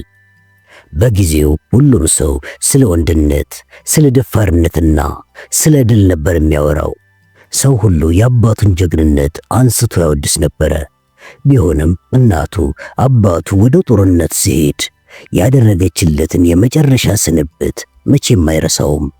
በዚያች የስንብት ዕለት እናቱ አባቱን እንዴት እንደሳመችው፣ ጎራዴውን በክብር ሰጥታ እንደምን በሐዘኔታ ዓይን እንዳየችው፣ እርሱም እንዴት ጎራዴውን ከቀበቶ እንዲሻጠው ፈጽሞ ከአእምሮ አይጠፋም። ያኔ እናቱ ቃል ተንፍሻ አላለችም። እንደ እውነቱ ከሆነም ማለት የምትችለው ነገር አልነበራትም። በጊዜው አባቱ ለቅስፈት በዝምታ ቆም ብሎ ከቆየ በኋላ በተረከዙ ቀኝ ኋላ ዞሮ ወደ በሩ አምርቷል። ከዛም ከክፍለ ጦሩ ተቀላቅሎ ወደ ጦር ግንባር ዘምቷል። በልዩ ልዩ ጊዜያት ከጓደኞቹ አባቶች አንዳንዶቹ ወደ ቤታቸው ሳይመለሱ ቀርተዋል። አባቱ ግን ሁለት ሶስቴ በማዕረግ ላይ ማዕረግ ጨምሮ በሜዳሊያ ላይ ሜዳሊያ ደርቦ ሲመለስ ካርል በተደጋጋሚ ተመልክቷል። እስከ መጨረሻው ዕለትም የአባት ሀገርን ባንዲራ ይዞና በመለከት ድምፅ ታጅቦ ወደ ቤት መመለሱ የተለመደ ነገር መስሎ ይታየው ነበረ። ያቺን የመጨረሻ ዕለት ግን የሚያስታውስበት ነገር አልነበረውም። እውነታው ግን ቀኑ እንደዚህ እንደዋዛ የሚረሳ ለመሆኑ ነው። ያ ቀን ውርጭ የበዛበት ጭጋጋማ ቀን ነበረ። የቤቱ ምድጃዎች በቂ ከሰል ስላልነበራቸው ቤቱ ቀዝቅዟል። አባቱ ወደ ቤት እንደሚመጣ ቢሰማም የእናቱን እንደዛ መረበሽ መንስኤው ምንነቱን ሊደርስበት አልቻለም። እየተቃረበ ያለውን ሰረገላ ድምፅ ሰምቶ ወደ ውጭ ሲሮጥ ስለምን ተቆጥታ እንደመለሰችውም አልገባውም። ከዚያ ሁሉንም አንድ በአንድ ከበረንዳው ላይ ቆሞ አይቷል። መጀመሪያ አባቱ ከጋሪው ለመውረድ ሊረዳው ከቆመው ወታደር ላይ በቁጣ ሲወርድበት፣ ለጥቆም አባትየው ከዘራውን አስቀድሞ በእግር መንገዷ ወደ ቤቱ ሲያመራ ተመልክቷል። አባትየው ከዘራውን የያዘው በግራ እጁ ነበረ። ወዲያውኑ ልጅየው አባቱ ቀኝ እጁን ማጣቱን ተረዳ። እንዲያው ከናካቴው ቀኝ የሚባል ነገር የለም። ባዶ የቀኝ እጅጌ ከወዲያ ወዲህ አየሩን ይቀዝፍ ነበረ። የደንብ ልብሱ እንደ ቀድሞ እላዩ ላይ የተሰፋ አይመስልም። ልክ እንደ ለማይም ቡትቶ በዙሪያው ተንከርፍፏል። ወደሱ ቅርብ እንዳለ ካርል ባዶነት የሚነበብበት የገረጣ ፊቱ ቁልጭ ብሎ ታየው። ያ ፊቱ ከግንባሩ ወደ አፍንጫው የወረደ ትልቅ አስፈሪ ጠባሳ ተጋድሞበታል። የአምላክ ያለ አይኖቹ፣ አዎ አይኖቹ ከፊት ለፊት ቢያፈጡም እያዩ አልነበረም። ኦ አምላኬ አባቴን ስውር ሆኗል ሲል አሰበ። ከዚያ በኋላ በምን ያህል ለሚቆጠሩ ጊዜያት ነበረ አባቱ ከእሳት አልባው ምድጃ ፊት ተቀምጦ በተረፈችው እጁ ከዘራውን አየሩ ላይ እያንጎራደደ እያወራጨፈ በቃ አልቆልናል፣ ሁሉም ነገር አክትሟል፣ ክህደት ተፈጽሞብናል ይል የነበረው። መጀመሪያ ላይ እናቱ የጀርመንን ሽንፈት ማመኑ አዳጋች ቢሆንባትም አባቱ ግን በተደጋጋሚ የለም አልቆልናል፣ እነኚህ ቆሻሻ ይሁዲዎች ለአሜሪካውያን ሸጠውናል፣ በሚሊዮን የሚቆጠሩ አሜሪካውያን ጉሮሯችንን የሚያንቁበት ወቅት ተቃርቧል። የሚያሳዝነው አሳሞቹ ይሁዲዎች ከጉያችን ተሸጉጠው መቃብራችንን መማሳቸው ነው። ከምላሴ ጠጉር ይነቀል ሲል በከዘራው መሬቱን እየደቃም ታያላችሁ፣ ያልኩትን አንድ ሳትቀር ታዩታላችሁ። አዎ አንድ ሳይቀር ይደርሳል። ይሁዲዎች በእኛ መሞት ኪሳቸውን ያሳብጣሉ። የሚፈልጉትን ሁሉ በቅርቡ ከእጃቸው ያስገባሉ። እኛ ግን ቤሳቤስቲን አይኖረንም፣ ታያላችሁ ይል ነበረ። እውነትም የተባለው አልቀረም። ብዙ ሳይቆይ ካርልና እናቱ ሁሉንም በተግባር ተተግብሮ አዩት። ያ የማትና ኀፍረት ቀን ጓዙን ይዞ ከደጃቸው ከቸቻለ። ምድጃዎቻቸው ቀዘቀዙ፣ ገበታቸው ተራቆተ። ቮንቴስላው የሚመገብበትን የብር ሳህኑን እንኳን ትንሽ ምግብ ለመሸመት ሲሉ ሸጡት። በጎረቤቶቻቸው ላይ አደጋ ከማድረሳቸው ወይም በረሃብ ከመሞታቸው በፊት ሁለት ታዳኝ ውሾቻቸውንም ያለ ርኅራኄ በጥይት ገደሉ። የካርልን ድንክ ፈረስ እንኳን ሳይቀር አርደው ተመገቡ። ኮሚኒስቶቹ፣ አዎ ቆሻሻ ሌባ ይሁዲዎች፣ እነኚህ ኮሚኒስቶች፣ እነኚህ ይሁዲዎች የሚሉትን ኃይለ ቃላት በየቀኑ ከአባቱ አንደበት ማዳመጡን ለመደው። አንድ ቀን ታዲያ አንድ የሆነ ሰው መጥቶ ቀያይ መፈክሮችን ያነገቡ የመንግስት ተቃዋሚዎች በሃምቡርግ ጎዳናዎች ላይ ሰልፍ ስለመውጣታቸው ነገራቸው። ወዲያውኑ አባትየው ከዘራውን ከራሱ በላይ ሽቅብ ይዞ ከወንበሩ ላይ ተነሳ። ከናፍርቱም ተላወሱ። ማሰማት የቻለው ግን ማንቋራትና ማጓራት ብቻ ነበረ። ከዘራው ከወለሉ ላይ ወደቀ። ብቸኛው እጁ ከሸሚሱ ስር አሁንም ድረስ መስቀል የተንጠለጠለበትን ቦታ ጨምድዶ ያዘ።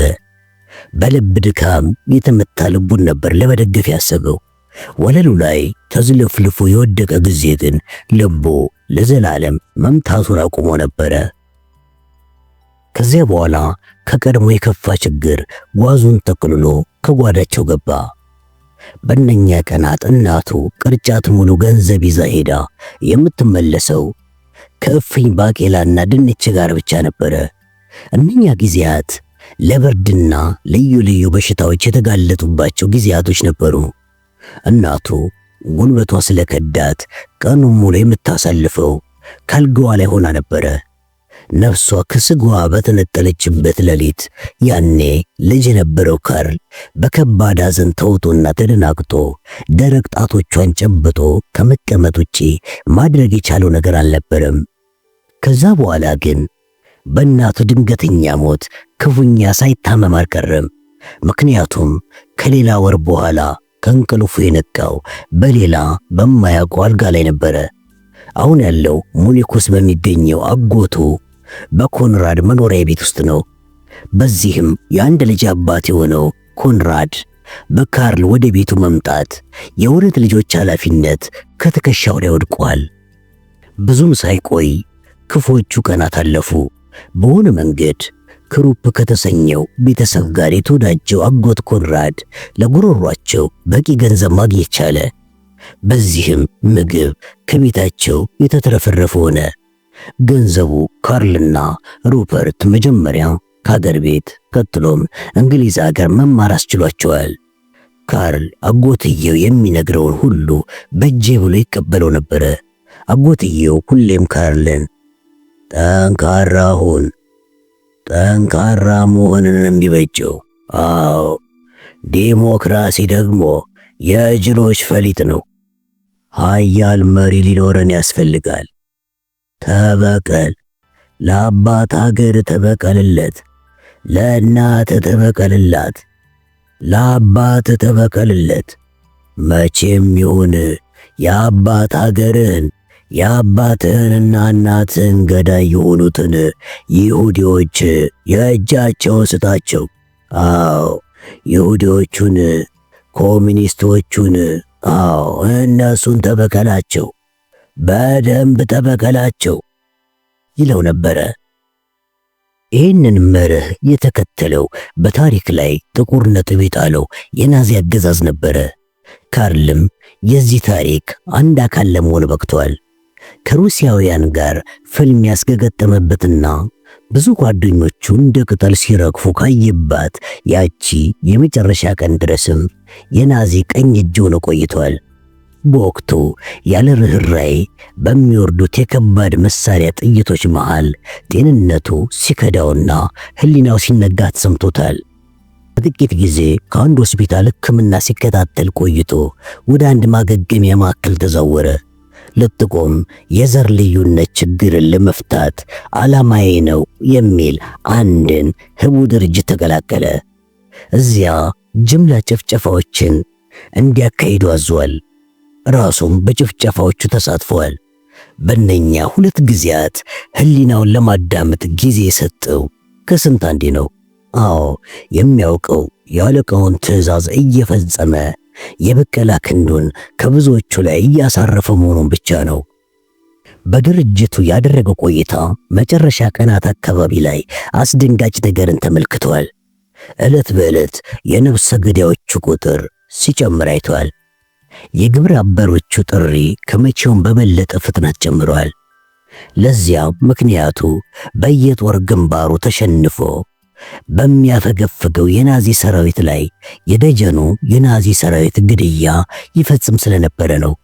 የናዚ መዋቅር ከቁጥጥር ውጭ እየሆነ ሲመጣ ልክ በድንጋጤ ራሱን ከነ ሕይወቱ እንደሚሰለቅጠው አፈ ታሪካዊ እባብ እጁን በእጁ እያጠፋ ያለ ይመስል ነበረ። ቀስ በቀስ ስራው ሰላም ነሳው። ዛሬም እንኳን የዚህ ስሜቱን መንስኤ በእርግጠኝነት መናገር ይሳነዋል። በወቅቱ ሰብአዊነት ስላደረበት አሊያም ስራውን ረብ የለሽ ሆኖ ስላገኘው ይሆናል። ጀርመን በጦርነቱ ሽንፈት እየደረሰባት መሆኑን ያወቀው ካርል ብትሸነፍ ጠላቶቿ የመጨረሻቸው ይሆን እንደነበረ ገምቷል። የሽንፈቷ መንስኤ ብዙም አላሳሰበውም። እውነታውም ኮሎኔል ካርል ፍሬድሪክ ቮን ቴስላው በአንድ ወቅት እሞትላታለሁ ብሎ እስከ መቃብር ሊከተለው ቃል የገባለትን አዶልፍ ሂትለርን በወርሃ ሐምሌ 1936 ለመግደል ካሴረው ቡድን ጋር መቀላቀሉ ነበረ። ባያመልጥ ኖሮ ሂትለር ከታለመለት ሞት ከተረፈ በኋላ በከዳተኝነት ተወንጅሎ የጥይት ሲሳይ እንዲሆን በተደረገ። እንደ አንድ ነፍሰ ገዳይ፣ እንደ አንድ የጦር ወንጀለኛ ለፈጸመው ሰብአዊነትን የሚጻረር ድርጊት ሞት በተበየነበትም ነበረ። ግና ሳይሆን ቀረና አስቸጋሪ በሆነ ሁኔታ አምልጦ ሕይወቱን ለማትረፍ በቃ።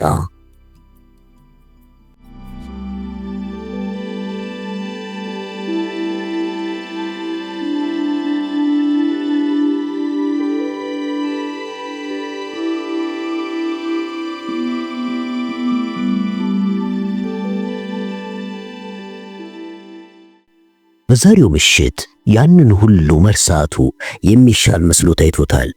አሁን የቡኖስ አይረሱን ሲኒዮር ሄንሪኮ ሸሚት ወይ ሜንዶዝ በመሆኑ ደስታ ሊሰማው እንደሚገባው አምኗል። ከናዚ ካዝና ሰርቆት የነበረው አነስተኛ አልማዝ ከዓመታት በኋላ በ3 እጥፍ አድጎለት ዛሬ በአንዲት ውብና አዲስ የመንገደኞች መርከብ በቅንጦት ማዕረግ ተሳፍሮ ወደ አውሮፓ በመመለስ ላይ ነው። አሁን በልዩ ክፍሉ ከሚገኘው የፊት መስታወት ፊት ቆሞ ፊቱን እየተመለከተው ነው። አሁን እየተለወጠ ሄደውን አዲስ መልኩን ተላምዶታል። በአንድ ወቅት በአጭሩ ይቆረጠው የነበረው ሽሮማ ጸጉሩ አሁን ሉጫና ብርቅርቅ ግራጫ ሆኗል። ያኔ ሙሉ በሙሉ ሙልጭ አድርጎ ይላጨው የነበረው የላይኛው የከንፈሩ ፂም አሁን በጥንቃቄ በተከረከመ ሪዝ አጊጧል። ቀዝቃዛና ሰማያዊ ቀለም ያላቸው አይኖቹ የማየት ችግር ባይኖርባቸውም የፓሪስና ማድሪድ ጠበቆች የሚያደርጉትን አይነት ወፍራም ክፈፍና የጆሮ ድጋፍ ያለው መነጽር ሰክቶባቸው የቀድሞ መልካቸውን ቀይረዋል። የሰውነት ክብደቱም ጨምረዋል። አሁን ማንም ሊለየው እንደማይችል እርግጠኛ ሆኗል። ድምፁ ሳይቀር በትንሹ ተለውጧል። በቀድሞ ጠጣር የፓርሻዊ የጦር አዛዥ አንደበት አይነገርም። አሁን የሚጠቀመው በየቀኑ ከላቲን አሜሪካ ነጋዴዎች ጋር የሚደራደር ጀርመናዊ ነጋዴ አይነት ያለ የቅንጦት አንደበትን ነው። የስፓኒሽ ቋንቋንም አቀላጥፎ ይናገራል። ይቺን ምሽት በጉጉት ሲጠብቃት ቆይቷል። ካፒቴኑ ከትንሿ ክፍሉ ከሚያደርገው አነስተኛ የኮክቴል ግብዣ ላይ እንዲገኝለት ጋብዞታል። ግብዣው ላይ ውብ ወይዛዝርት እንደሚገኙ ቮን ቴስላው ገምቷል።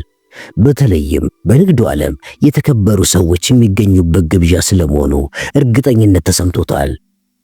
ራሱ ከነኛ ሰዎች የሚመደብ መሆኑን ማሰቡም ፈገግ አሰኘው። በአጋጣሚ ያገኛትን ውቢቷ ኮንቴሳ በሐሳቡ ስትመጣበት ፈገግታው የበለጠ ደመቀ። ወይዘሮዋን ያገኛት አንድ ምሽት ወደሚያዘወትረው የመርከቧ የመጠጥ ቤት ጎራ ባለበት ጊዜ ነበረ። በጊዜው የመርከቧ ፈጮሌ የሆነው መጠጥ አሳላፊው አንቶኒዮ የራሱን እጅግ አትራፊ የካርታ አጨዋወት ዘዴና የሳንቲም ምትሃቶችን እያሳያት ነበረ። በትርኢቱ ተደምማ ወደፊት ሰግደድ ብላ ስለነበረ ቮን ቴስላው በመጀመሪያ አይኖቹ ያረፉት በስተኋላዋ ላይ ነው። ከሁሉም በመጀመሪያ የተመለከተው በማራኪ ትከሾቿ ቁልቁል ወርዶ በቀጭን ወገቧ ላይ አልፎ በኮራው ዳሌዋ ላይ ወደ ታች የፈሰሰውን ግርማ ሞገስ ያላበሳትን አንገተ ረጅም ነጭ ቀሚሷን ነው። ይህ ቀሚስ ሞንዳላዎቹን ዳሌዎቿን አጉልቷቸዋል። እግሮቿን ከባለጌ ወንበሩ ብረቶች ጋር ስላቆላለፈቻቸው ረጃጅምና ሸጋ ቅርጽ ያላቸው እንደሆኑ አስተዋለ። ባቶቿ ያስጎመዣሉ። ቮን ቴስላው አይኖቹ እንደገና ወደ ላይ ሲያማትሩ ጥቁር ሰማያዊ ጣል ጣል ያደረገበትን ነዶ ፀጉሯ ላይ ያረፉ። በዚህች ቅስፈት ነበር አንድ ሌላ አዲስ ሕይወት በዝግታ ይሸመንለት የጀመረው። ይሄ የፍቅር ሕይወት ለሷም ቢሆን ቢጀምር ብሎ ተስፋ አደረገ። እንዳውም ለመጀመሩም እርግጠኛ ሆነ። ያለት ምሽት ለአስተናባሪዎቹ አለቃ ዳጎስ ያለ ጉርሻ ከሸጎጠለት በኋላ እሷን በቀላሉ ሊመለከት የሚችልበት ከጎኗ አንድ ወንበር ሰጠው። አጋጣሚውን ተጠቅሞ ሁኔታዋን በጥንቃቄ ሲያጠና ቆየ።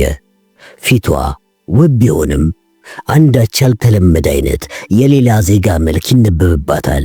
የሆነ የስፔን ወይም ሩቅ ምስራቅ ቅምስ ደም አይነት። የምር ጣሊያናዊ ትሆን እንዴ? እርግጠኛ መሆን አልቻለም። ለነገሩ ማንነቷ ለእርሱ ምን ይጠቅመዋል? ትናንሽ አይኖቿ ጥልቅና የሚጣሩ ናቸው። ሰፊ አፏ ለአንድ አይነት የፍቅር ትዕይንት የተዘጋጀ ስሜትና ጉጉት ይታይበታል። ሰውነቷ አንዳንድ ወዳጆቹ የእናትነት ዕድሜ ሲሉ በሚጠሩት የዕድሜ ደረጃ ውስጥ መግባቷን በሚመሰክር መልኩ የገረጀፈ አይደለም።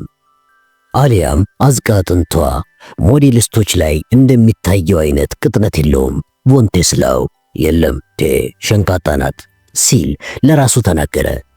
ለስላሳና ትንቡክ አረማመዷን በድመት አረማመድ መስሎታል። ሁለመናዋ ማራኪ ሆኖበታል። እጅግ ስሜቷ ያየለ ሴት።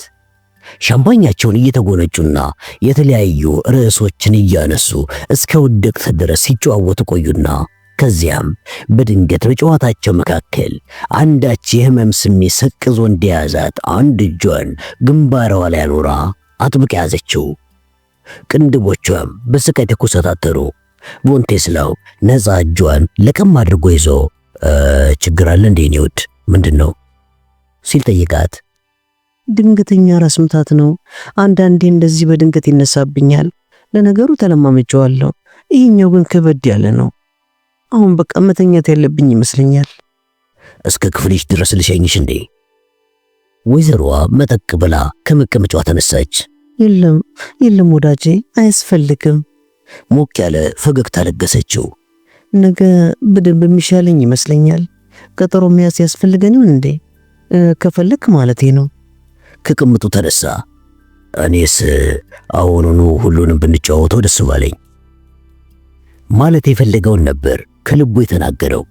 ካፒቴን ባሮሌ ውጥረት ስለሚበዛበት ከውብ እንግዶቹ ጋር ፍቅር ለመለዋወጥ ፋታ ለማግኘት እርግጥ ነው።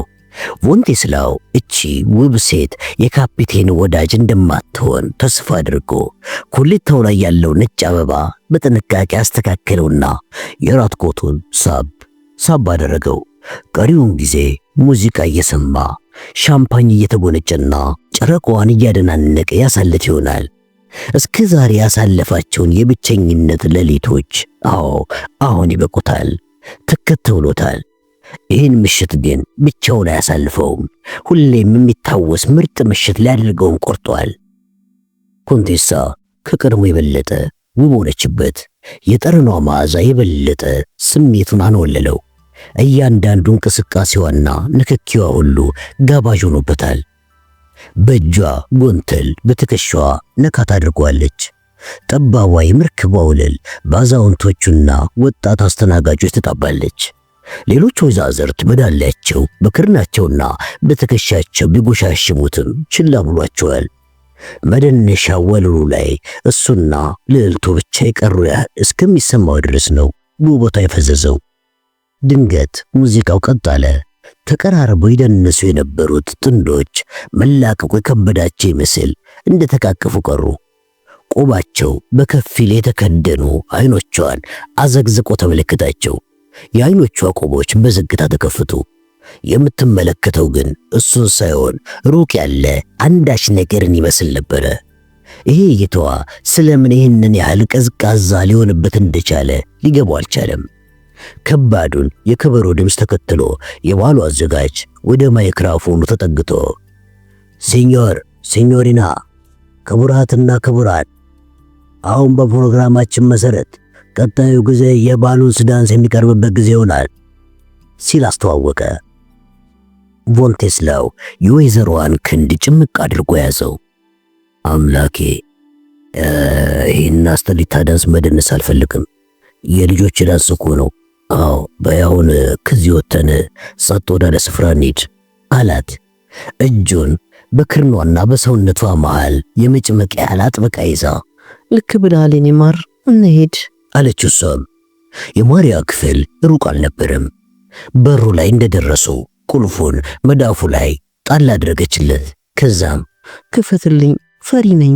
በጨለማ ክፍል ለብቻዬ መግባት አይሆንልኝም፣ እጅግ ያስፈራኛል። ከዚህ ቀደም በሌሎች ሌሊቶች በሩን ይከፍትላት የነበረው ወንድ ምን አይነት ሰው ይሆን ሲል በግርምት ታሰበ።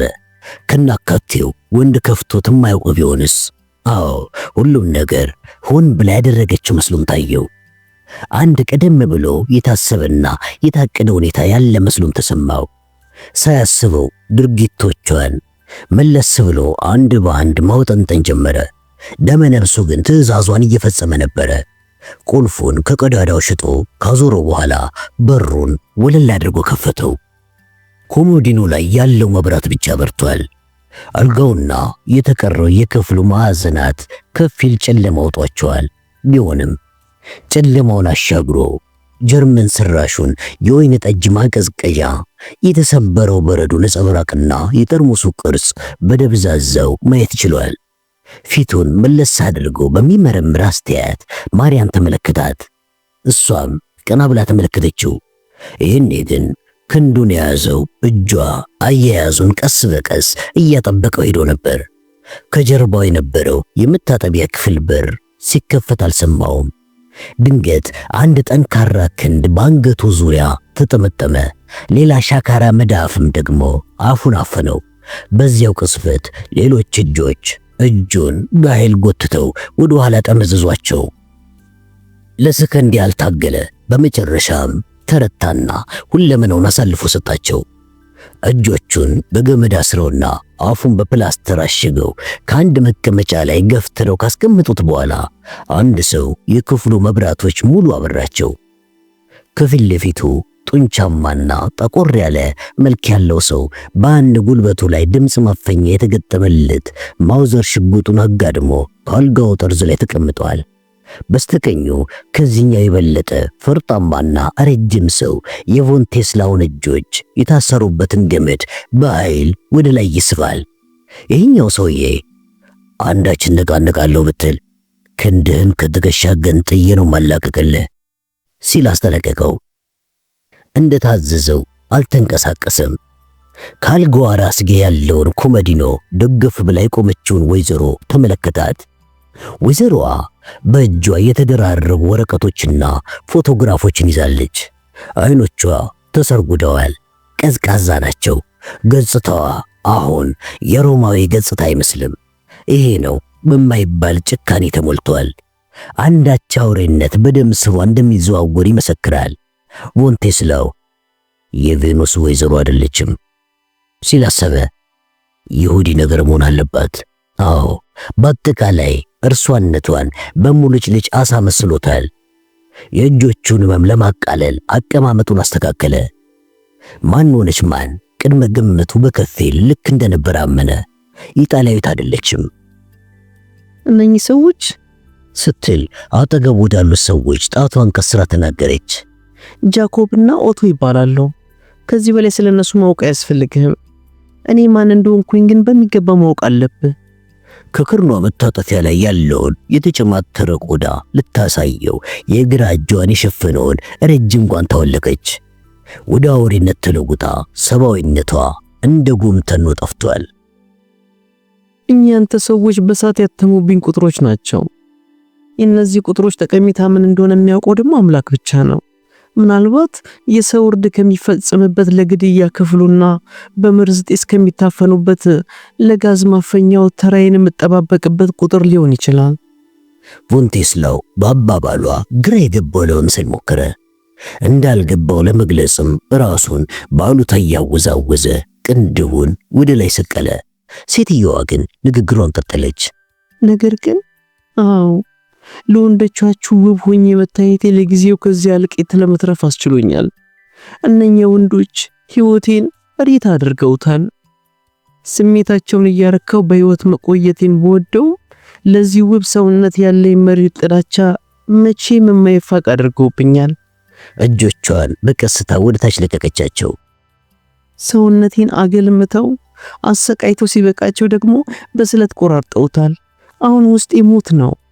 የያዘችውን የወረቀት ክምር በጣቶቿ ጠበጠበችው። ቢሆንም ራሴን አለማስተዋወቄ ነውር መስሎ ይሰማኛል እና ሂልዳ ሜር እባላለሁ።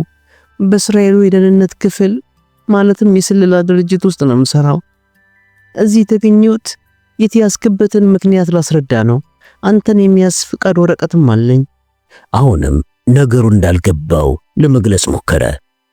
ኮሎኔል ቮን ቴስላው እንዳልገባ መስለ ራስን አታወዛውዝብኝ። ራሷን ወደ እርሱ ስታቀርበው ለመናደፍ እንደተዘጋጀ የእባብ ራስ ወደ ላይ እየተፈናጠረ መስሎ ለቮን ቴስላው ታየው።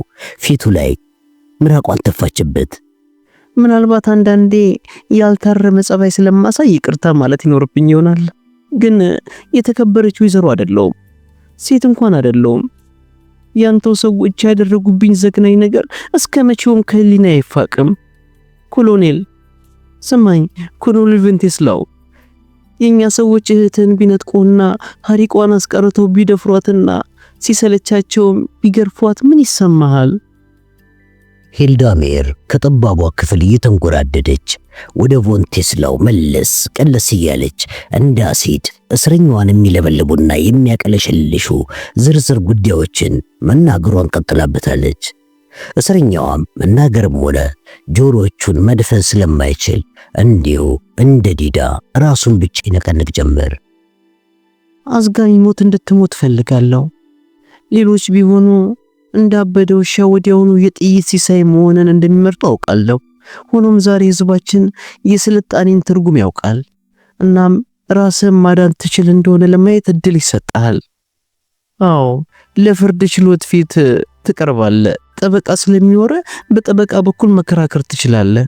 አሁን ግን ወደ እርሱ ረምድ ብላ አፉ የታሸገበትን ፕላስተር ከጠርዙ ጫፍ ላይ ያዘችው። እንድትናገር እንፈቅድልሃለን። ይሁንና ንግግር በቀስታ ይሁን፣ አሊያም እስከመቼው እንዳትናገር አድርጋለሁ። አዎ እጮሃለሁ ብትል ራስን ትጎዳለህ። እጇን አወናጭፋ ፕላስተሩን ላጠችለት። ፕላስተሩ ፀጉርና የቆዳ ግልፊቱን ይዞ ተነሳ። በስቃይ የተወራጨ ቀልቡን ለመሰብሰብ ታገለ። ህመሙ መለስ ሲልለት ምን አይነት ቃል መስጠት እንዳለበት ወስኖ ነበረ። እናም በተነገረው ነገር ግራ መጋባቱን እንዲሁም ስሜቱም እንዴት እንደተጎዳ ለመግለጽ የሚያስችሉትን ቃላት መምረጥ ጀመረ። የተናደደ መስሎ ፍርሃትም ቢያሳያት የተሻለ እንደሆነ አሰበ። ንግግሩ በስፓኒሽ መሆን እንዳለበትም ወስኗል። ይሄ ከገባበት ማጥ ብቸኛ የማምለጫ መንገድ ሊሆን እንደሚችል አምኗል። የነገርሽኝ ግራ የሚያጋባና የማይመስል ነገር ነው። የፈጸምሽው እጅግ ታላቅ ስህተት ነው። እኔ ሲኞር ሸሚት ዋይዲሜንዞል ስለመሆኔ አንቺም ጠንቅቀሽ የምታውቅ ይመስለኛል። ይሄ ጉዳይ ከመንግስት ጆሮ እንደሚደርስ ማወቅ ይኖርብሻል። ምንስ መብት ኖሯችሁ ነው? የሚጋረፈው ሻካራ ድምፁ አቋረጠው። ምን መንግስት አለህና ነው ስለ መንግስት የምታወራው? መንግስትን ከዓመታት በፊት ተሳብልቶታል። እስቲ ዛሬን እንኳን ወደ ሰብአዊነት ተመልሰ እውነቱን ለመናገር ድፈር። ነገርኩሽ እኮ። ምንም የነገርከኝ ነገር የለም። በፈጣን እንቅስቃሴ ከፊቱ ላይ መነጽሩን አወለቀችውና በአመልካች ጣቷ ጥቁር ሪዞን ጫር አደረገችው። ዛሬ ብታረጅና ብትወፍርም በእጃችን ያለው የወጣት ምስል አምሳያ ነው። አዎ ቡንቴስላው ምንትያ ወንድም አለ እንዴ? ፊቷን አጠገቧ ከቆሙ ሰዎች ገዘፍ ወዳሉ አዞረች። ኦቶ የእጆቹን ገመድ ፍታለት። ጃኮብ ደግሞ ከተቀመጠበት እንዳይነቃነቅ በንቃት ጠብቀው። ኦቶ ጠብቆ የታሰረውን የእጆቹን ገመድ መፍታት ሲጀምር እሷ ከመዋቢያ ኮመዲኖ ላይ ከሚገኝ አንድ መሳሪያ ጋር በስራ ተጠምዳ ቆመች። ተመልሳ ከፊት ለፊቱ ቆመች። ከዛም ቀኝ እጅን ወደዚህ በለና ጣቶችን እዚህ ላይ ያሳርፋቸው ስትላዘዘችው የያዘችው ዝርግ ሳህን ወፍራም የብዕር ቀለም ተንጣሎበታል። ሳያስበው እጆቹን ሰበሰባቸው።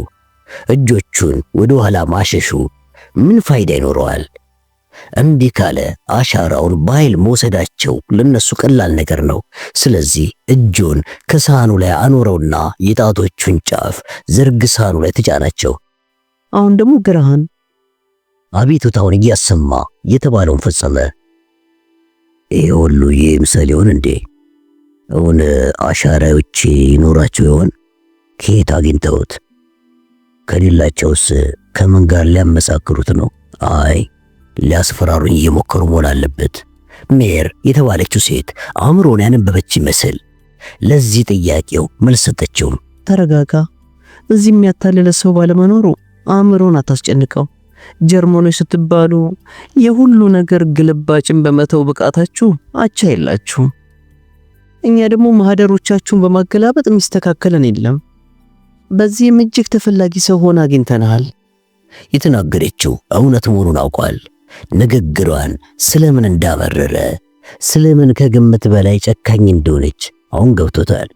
አንድን ሰው ለማናዘዝ ዘዴዎች ለመኖራቸው አልጠፋውም።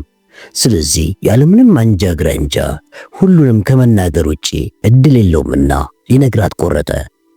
ድንገት ወደፊት ሰግደድ ብሎ በእጆቹ የወንበሩን ድጋፎች ጨምቆ ያዛቸው። ጃኮቭ ሽጉጡን ቢደግንበትም አቀማመጡን ወደ ነበረበት አልመለሰውም። ከነበረው የተቀየረ ነገር ቢኖር አሁን በጀርመንኛ መናገሩ ነው። ቃላቶቹም የተቀነጣጠቡ ጠጣርና ጭካኔ የተሞላባቸው ሆነዋል። በጣም ጥሩ አንቺ አስቀያሚ ይሁዲ፣ እንዳላችሁት በቃ እኔ ቮንቴስላው ነኝ። ዛሬ ግን እድል ቢሰጠኝ ቀድሞ ከገደልኳቸው በዚህ ያሉ ሰዎቻችሁን በገደልኩ ነበረ። ሂልዳሜር ያመረረ ፈገግታ አሳየችው። አዎ ይሄ ይሻልሃል፣ በጣም ይሻልሃል። ግልጽነትን እንወዳለን። አዎ እውነትን እናደንቃለን። ኦቶ። አቤት። የተከበረው እንግዳችን ከቦታው እንዳይነቃነቅ አድርግ። ጃኮብ ግን አሁን መሄድ ትችላለህ። ስትወጣ ግን እባኮትን አይረብሹን የሚለውን ምልክት በሩ ላይ አንጠልጥለው። ጣሊያናዊው አስተናጋጅ የሆነ ወንድ በማስደሰት ላይ ለመሆን እርግጠኛ እንዲሆን ፈልጌ ነው። ከወንድ ጋር እንደገባው ካወቀ አይረብሸኝም። ሂልዳሜር ይህም ብላ ለአፍታ ከመታጠቢያ ቤቱ ገብታ ተሰወረች። ስትመለስ የሐር ሙሉ ጋውን ለብሳ ነበረ። ቮንቴስላው በዓይኖቹ ከላይ እስከታች ዳሰሳት። እንደገና ሴት መስላ ታየችው። ወዲያውኑ የያዘችውን መርፌ ሲያይ የነገረችውን አስታውሶ እየሰቀጠጠው ፊቱን አዞረ። የቀኝ እጅን ወደዚህ በልስቴ ኦቶ እጅጌውን ሰብስብልኝ። ሌሊቱን ከኔ ጋር ማሳለፍ ፈልግ አልነበረ ቮንቴስላው? ፍላጎት ተሰምሮልሃል። ሲነጋ ሶስታችንም ከባህር ወርደን ወደ ቃኔስ እናምራለን። ቃኔስን ዳግም በመጎብኘት እንደምትደሰት ተስፋ እናደርጋለን። መርፌው ከክንዱ ላይ ተመሰገ። አሁን አስደሳች ህልም እንድታለም እመኝልሃለሁ።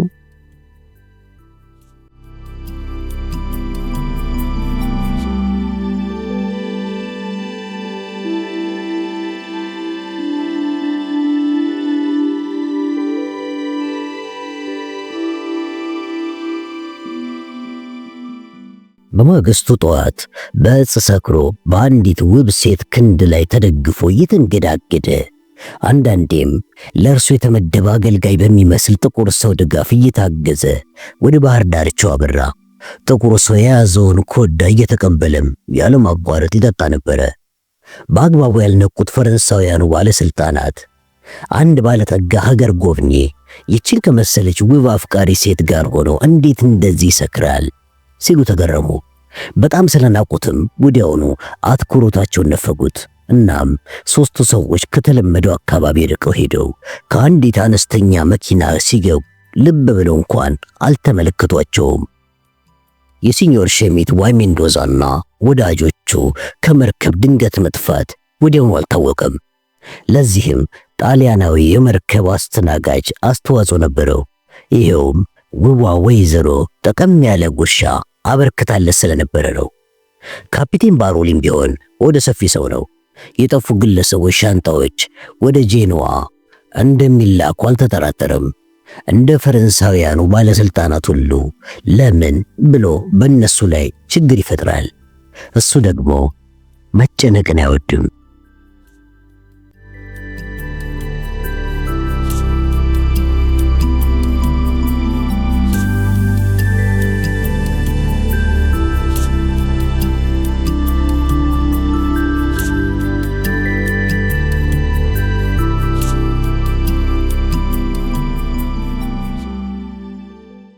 በመጨረሻም ህሊናውን በጥቂቱ የገዛው ቮንቴስላው ዙሪያውን አስተዋለ። የተረዳው በአንድ ኦና ክፍል ውስጥ የብረት ድንክ አልጋ ላይ መተኛቱን ብቻ ነው። ትንሿ ክፍል ከባልዲ ሙሉ ውሃና ከመጥለቂያው እንዲሁም በጠረጴዛ ላይ ከተቀመጠ ብርጭቆ በስተቀር ምንም ቁሳቁስ የለባትም። የሚታየው ብቸኛ መስኮት እጅግ ከፍ ብሎ የተሰራ ሲሆን በፍርግርግ ብረት ተሸፍኗል። ብርሃኑ ደብዛዛ ነው። ምናልባት ክፍሉ ከዛፎች ስር የሚገኝ ስለሆነ ይሆናል። ስንት ሰዓት እንደሆነ አያውቅም። ከባድ ራስ ምታትና ውሃ ጥም እያሰቃየው ነው። እንደገና ወደ ውሃው መጥለቂያ ተመለከተ። እሱም በዕፅ የተበከለ ቢሆንስ? ግን አሁን ምን ለውጥ ያመጣል? ብርጭቆውን ችላ ብሎ ከመጥለቂያው ውስጥ ምን ቆረጠ? እርቃኑን መሆኑንና ልብሶቹ በሙሉ መወሰዳቸውን ያወቀው ያን ጊዜ ነው። ስለሚገኝበት ሁኔታ በግልጽ ለማሰብ ሞከረ። የሚያስከፋ ሁኔታ ላለመሆኑ እርግጠኛ ሆነ። ይህን በማሰቡ ቂል ነኝ ሲል አሰበ። ምክንያቱም የ20 ዓመታት ነፃነቱ ሙሉ ለሙሉ ለማምለጡ እርግጠኛ አድርጎታል። ከፍተኛ ኃይልና ብቃት ባለው ድርጅት እጅ ውስጥ መሆኑ ታውቆታል። ያን ያህልም ግልጽ ሆኖለታል። ግልጽ ያልሆነለት የወደፊት ዕጣ ፈንታው ነው። ያቺ የተረገመች ሜሪ የተባለች ሴት ስለ ፍርድና ስለ ችሎታ አውርታለታለች። ስለዚሁ አሰላሰለ። ገና ካሁኑ እንኳን ይህንን አንድ ጊዜ ባችማን ላይ ወይም ከቀድሞ የናዚ አባላት አንዱ ላይ ሞክረውት አመርቂ ውጤት አላገኙበትም። ለምን በሌላው ላይ ይሞክሩት? ከዚህ ሌላ ሴትየዋ በክልሏ ልትበቀለው ፈልጋለች። አለዚያም ደግሞ አንድ አዲስ ሐሳብ መጣለት። ይህን ያደረጉት እኔን አግተው የሚፈልጉትን ነገር በግድ ለማግኘት ይሆን እንዴ? ማስፈራሪያዎቹም እኔን ለማለሳለስ ተብሎ የተደረገ ይሆን እንዴ? በንጽጽር ሲታይ በጣም ሀብታም ነው። እንዳውም የሀብታሞች ቁንጮ። ገንዘብ ፈልገው ይሆን እንዴ ሲል አሰበ። ምንም ድምፅ ሳያሰማ ማለት ይቻላል በሩ ተከፈተ። ግዙፉ ኦቶ በትሪ ምግብ ተሸክሞ ገባና ወለሉ ላይ ያስቀመጠው። ቆሻሻ ሰው እንኳን ብትሆንም መብላት አለብህ፣ ስለዚህ ብላ። በኋላ ደግሞ ፍራውሊን ሜር ታናግራለች፣ እኔም እመጣለሁ። በሩ ተደርግሞ ተዘጋ። 48 ሰዓት ያለ ምግብ ከቆየ በኋላ ኦቶ ተመልሶ መጣ። እነዚያ 48 ሰዓታት ለቮንቴስላው የፈነጠቁለት አዲስ ሐሳብ የለም። እርቃኑን እንደሆነ በኦቶ ታጅቦ በደረጃዎች ከወረደ በኋላ በአንድ ኮሪደር አልፎ የሀብታም ቪላ ወደሚመስል ቤት ተወሰደ። ከዚያ ግዙፍ ቢሮ ወይም የጥናት ክፍል ወደሚመስል ክፍል እንዲገባ ተደረገ። ሂልዳ ሜር አሁን በተሰፋ አዲስ ሙሉ ልብስ ተወጣጥራ በአንድ ጠረጴዛ ጠርዝ ላይ ተቀምጣለች። ከጠረጴዛው በስተጀርባ ከዚህ ቀደም ያላየው አንድ ሰው ተቀምጧል። ሰውየው የገረጣ ነው። ቆዳው የጤነኛ ሰው አይደለም። ገባ ያለ ግንባርና ሰፊ ጠፍጣፋ አፍንጫ አለው። የብረት ክፍፍ ያለው መነጽር አድርጓል። አጭርና ወፋፍራም እጆቹ በወረቀት መቅደጃ ሴንት ይጫወታሉ። ከባለ ተለጣፊው አንገቱ የጠረጴዛ መብራት የሚፈነጥቀው ብርሃን ከመነጽሩ በላይ አንጸባርቆበታል። አሃ ቮንቴስላው፣ በደህና መገናኘታችን ደስ ይላል። ቆም እባክህ፣ እንዳትቀመጥ። ምንድነው የሚለኝ ሲል አሰበ፣ ግን ባለበት ቆመ። ይህ ፊት በእርግጠኝነት የይሁዲ ፊት አይደለም። ያነጋገር ቅላጼውም የጀርመናዊ ወይም ደግሞ የጀርመን አይሁዳዊ አይደለም። አይ ከናካቴው ጀርመናዊ አይደለም። ሰውየው ማን ሊሆን ይችላል ሲል ራሱን ጠየቀ። ሂልዳ ከተቀመጠችበት ተነስታለች። በእጇ ጠፍጣፋ ጎን ያለው የግልቢያ አለንጋ ይዛለች። በዝግታ ምንም ሳትናገር ዙሪያውን መራመድ ጀመረች። ሳያስበው በዓይኖቹ ሊከተላት ራሱን አዞረ። ይህን ጊዜ መናገር ጀመረች። አትነቃነቅ፣ አንተም ማትረባ፣ ሳትነቃነቅ ባለህበት ቁም። ሁለት ሶስት የዞረችው።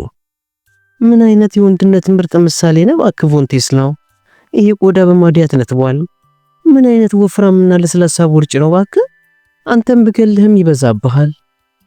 ድንገት እንደ ቀስት አፈናጥራ አለንጋውን ጠረጴዛው ላይ ስታሳርፈው የጥይት ተኩስ ያህል ያስተጋባ ድምፅ ተሰማ። በድንጋጤ የተሸማቀቀ ደገመችው። ደግሞ በጣም ፈርተሃል። አትነቃነቅ ብያለሁ፣ እንዳትነቃነቅ። ቮንቴስላው ለቀጣዩ ምርመራ ባለበት ቆመ። እርቃኑን ቢሆንና ቢቀዘቅዘውም ላብ ገላውን በሙሉ እያሰመጠው ነው። ይህ ዘዴ ተጠርጣሪ እስረኛን ለማውጣጣት በመጨረሻው ጦርነት ወቅት በብሪታንያ የሰለላ ድርጅት ጥቅም ላይ የዋለ እጅግ ስኬታማ ስልት መሆኑ በድንገት ታወሰው።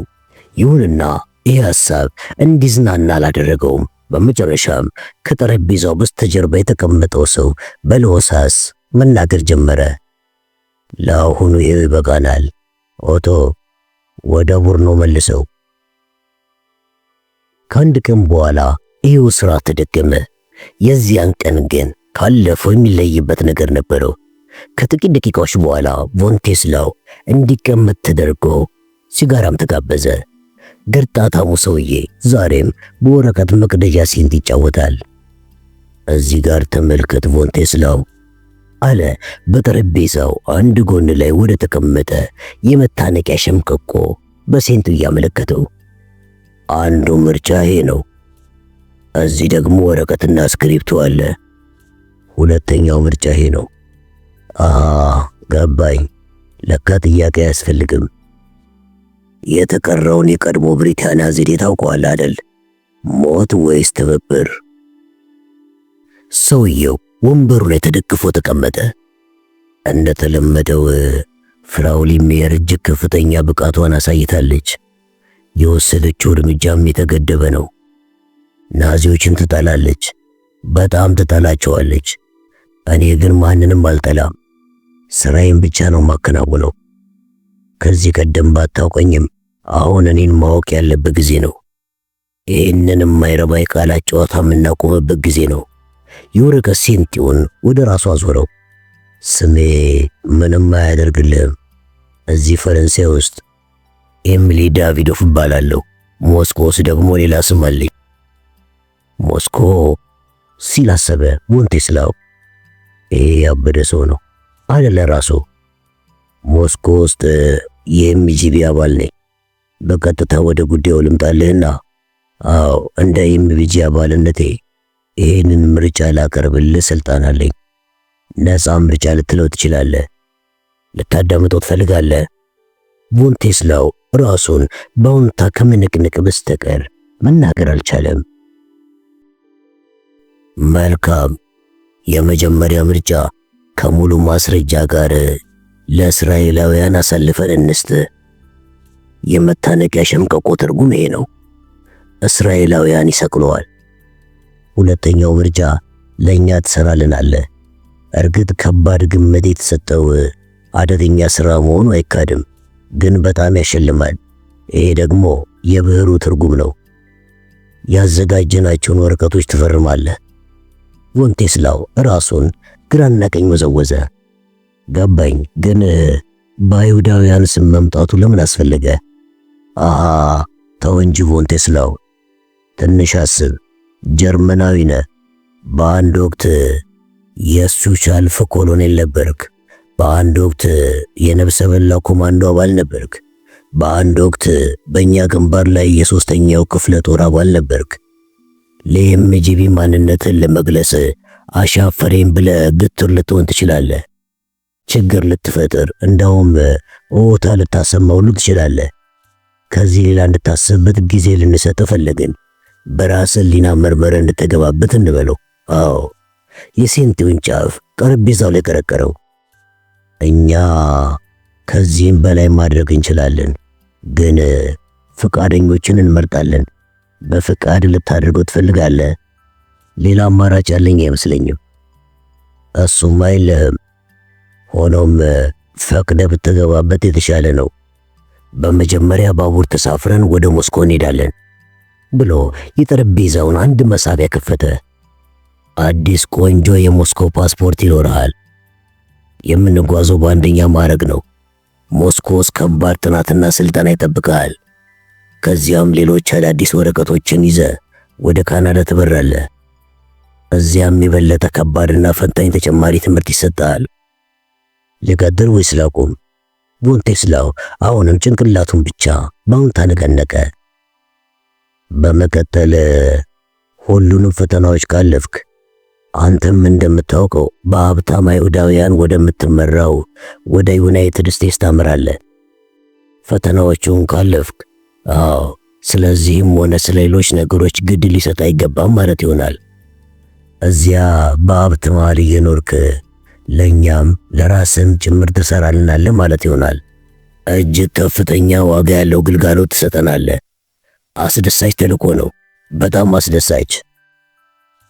አንድ ሌላ ነገርም አለ ሞንቴስላው። አዎ፣ እናንተ የጀርመን የጦር መኮንኖች ስትባሉ በድጋሚ በድል አድራጊ ጦር በኩል መሆን ትፈልጋላችሁ። ይህንን እናውቃለን። አዎ፣ አንተንም እናውቃለን። የምትፈልገው ይሄ መሆኑንም እንረዳለን። ከድል አድራጊ ወገን በኩል እንደምትሆንም ደግሞ አረጋግጥልሃለሁ። ይሄ እርግጥ ነው። ሞንቴስላው የተዘጋጁለትን ወረቀቶች በዝግታ ፈረመ።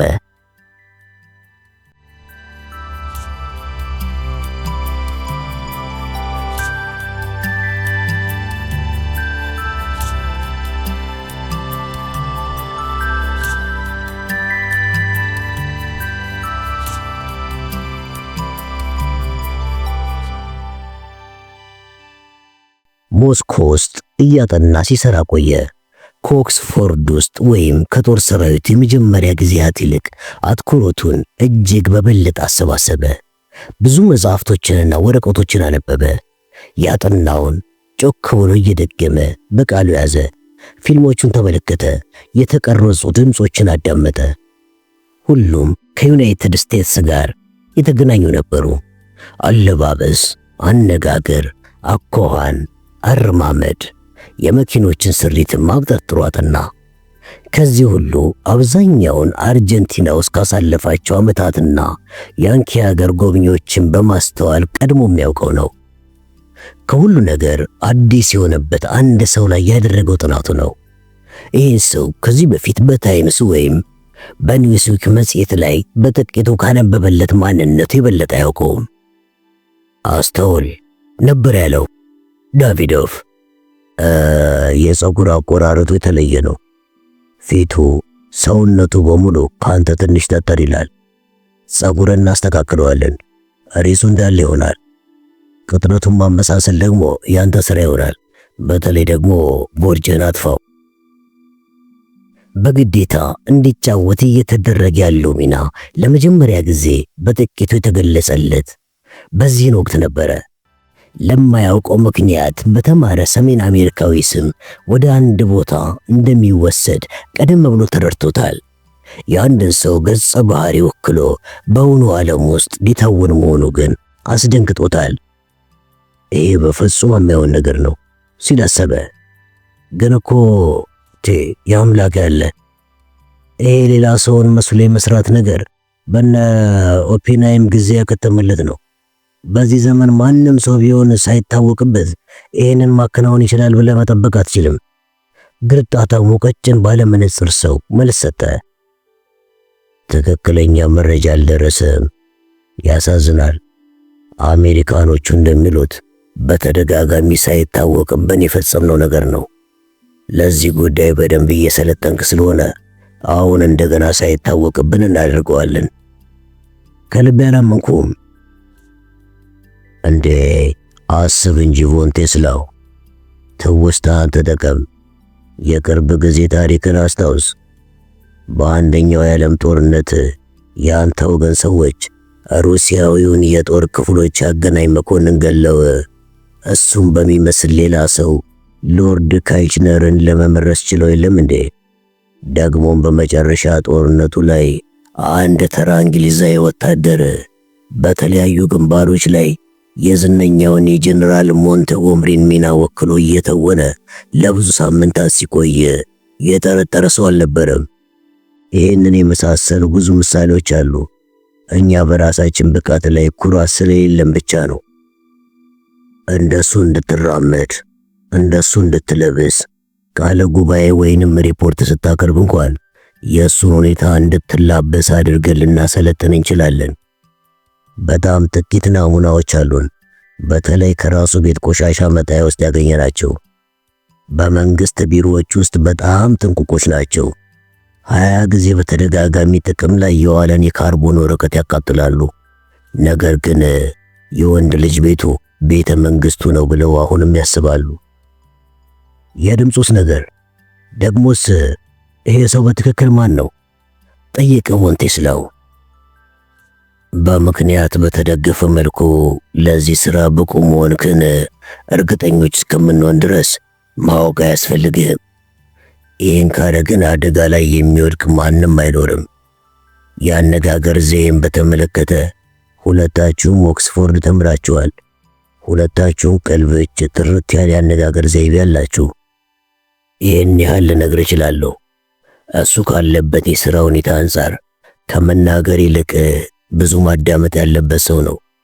በእርግጥ ለመመረጥ ያደረጋቸው ንግግሮችና የመሳሰሉትን የያዙ የድምፅ ቅጆች አሉን።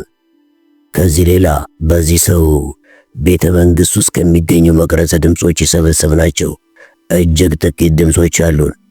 እነዚህም በየቀኑ ታጠናለህ። ማታ ማታ ደግሞ በእንቅልፍ ልብ እያዳመጥካቸው እንድታድር ይደረጋል።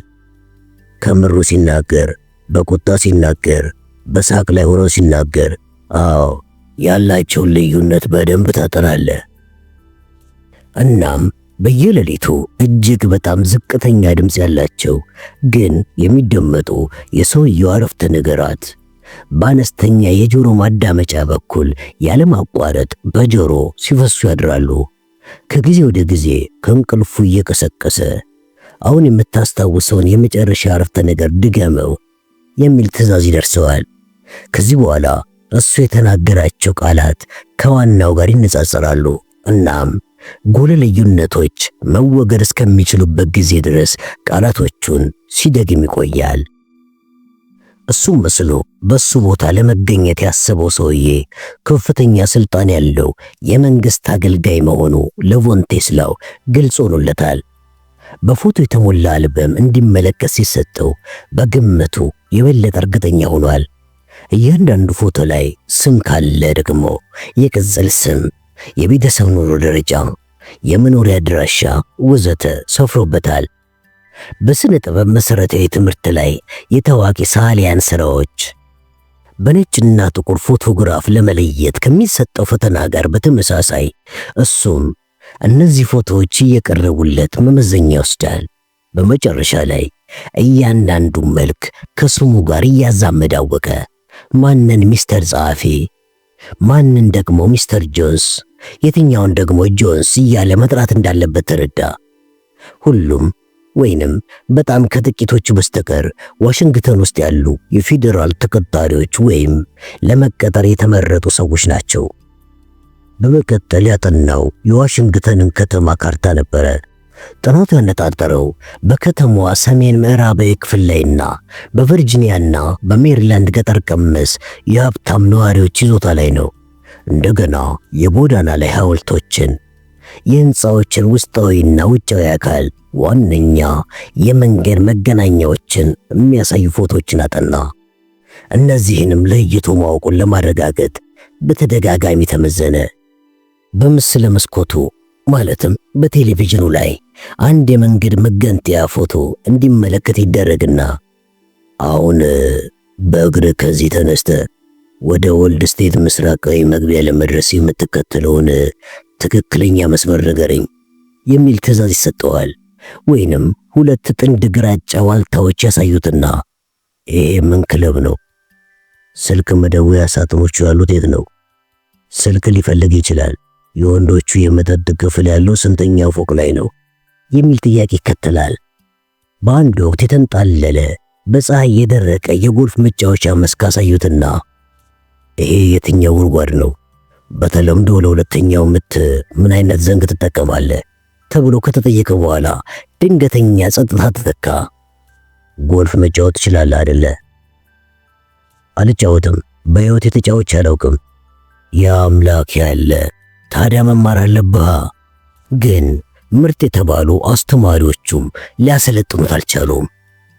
ሩሲያ ውስጥ ጎልፍ በጎሪጥ የሚታይ ስፖርት ነው። የሚሰጠው ጥቅም እንደሌለ ይታሰባል። ስለ ስፖርት የሚያሳዩ ፊልሞች ብዙም አልረዱትም። ይህ ሁኔታ እክል በመፍጠሩ ስብሰባ ተጠራ። ስብሰባው ግን አንድ መፍትሄ መፈለግ እንዳለበት ቁርጥ ውሳኔ ላይ ደረሰ። አማተር ተዋናይ፣ ድንቅ ፈረስ ጋላቢ፣ የሻሙላ ሰው፣ የብዙ ቋንቋዎች ተናጋሪ ነፍሰ ገዳዩ ካርል ፍሬድሪክ ቮን ቴስላው ሩር ማጦስ ግን ሊሆንለት አልቻለም። ሌላው ይቅር ከጉድጓዱ ከቅርብ ርቀት ላይ ሩሯን ማስገባት ከናካቴው አልችልም ብሎ አላሰበም ነበረ። በተወሰኑ አሰልቺ ቀናት ውስጥ አንድ የአይን ሐኪም አይነ ብሌን ላይ የሚጣበቁ ሌንሶችን አስገባለት። እንዴት እንደሚገጥሟቸውና እንዴት ሳይቆረቁሩት ሊያቆያቸው እንደሚችል አስተማረው። አስተማሪውን ለምን የሚል ጥያቄ ጠየቀው። አስተውል ቮን ቴስላው፣ እንደውም አስተውል ሮጀር ብል ይሻላል። ካሁን በኋላ ሮጀር ስትባል ወዲያውኑ ምላሽ መስጠት መለማመድ አለብህ። አሰበ። ምናልባት የአይን ቀለሙን ለማመሳሰል ይሁን እንዴ? ገሩም ግምት። የሮጀር የአይን ቀለም አረንጓዴያማ ነው። አዎ አረንጓዴያማ። ያንተ ደግሞ ብሩህ ሰማያዊ ነው። የእሱን የራሱን የሚመስል አረንጓዴ ሌንሶች ባይኖሩህም አረንጓዴውን እያፈካንና እያደበዘዝን ብዙ የተለያዩ ሌንሶችን እንሰራለን። አንዱ ልክ መምጣቱ አይቀርም። ብዙ ጥንዶች እንዲኖሩ ይደረጋል። ከአደጋ የምትጠብቃት የራስን ሕይወት እስከሆነ ድረስ ማንነትህ ከዚህ ሌላ በምን ሊነቃበት ይችላል ብለህ ታስባለህ? ምናልባት በጠባሶቹ።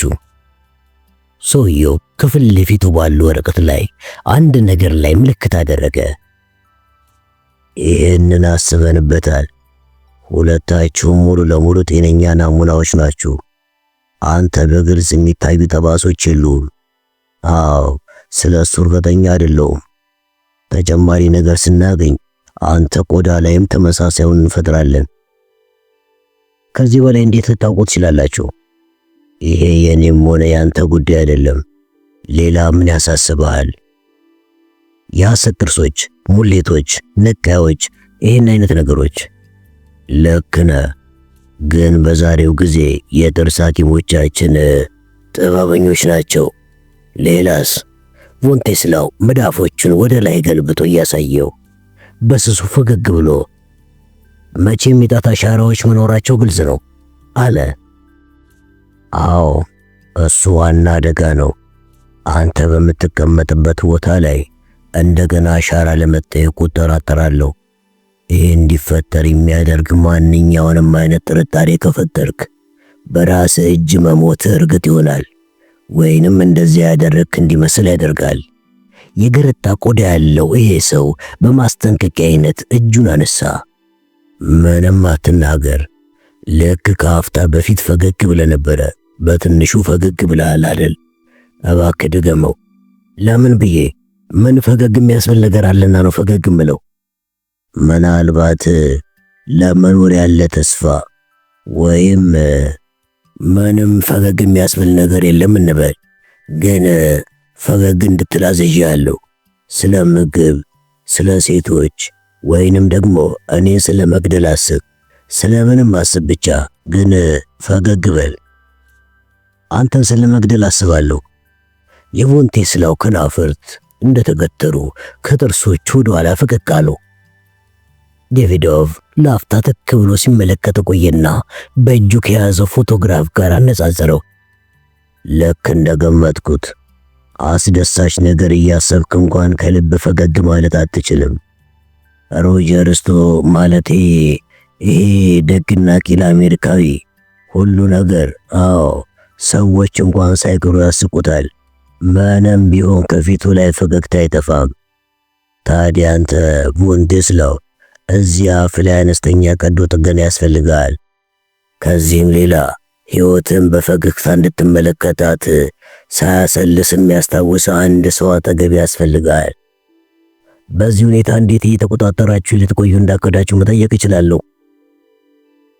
ትችላለህ። በከፊል ልነግርህ እችላለሁ። ሰውየው ከአንድ ዶሴ ውስጥ የፊት ፎቶግራፍ አወጣ። መልከቅናና ወደ ነጭነት የተጠጋ ገጽታ ያለው የዚህ ሰው ድቅል መልክ ካሪቢያን ይሁን የጃማይካዊ እርግጠኛ መሆን አልቻለም። ይሄ ጄምስ ቻፕማን የተባለ ሰው ያንተ ወይንም የሮጀር የቤት አገልጋይ ነው። ብዙ ነገሮች ያስተምርሃል። ጌታውን ለ4 ዓመታት ሲያስተውል በመቆየቱ ለዚህ ሥራ ያንስም። አዎ መልእክት ለማመላለስ ሊጠቅም ይችላል።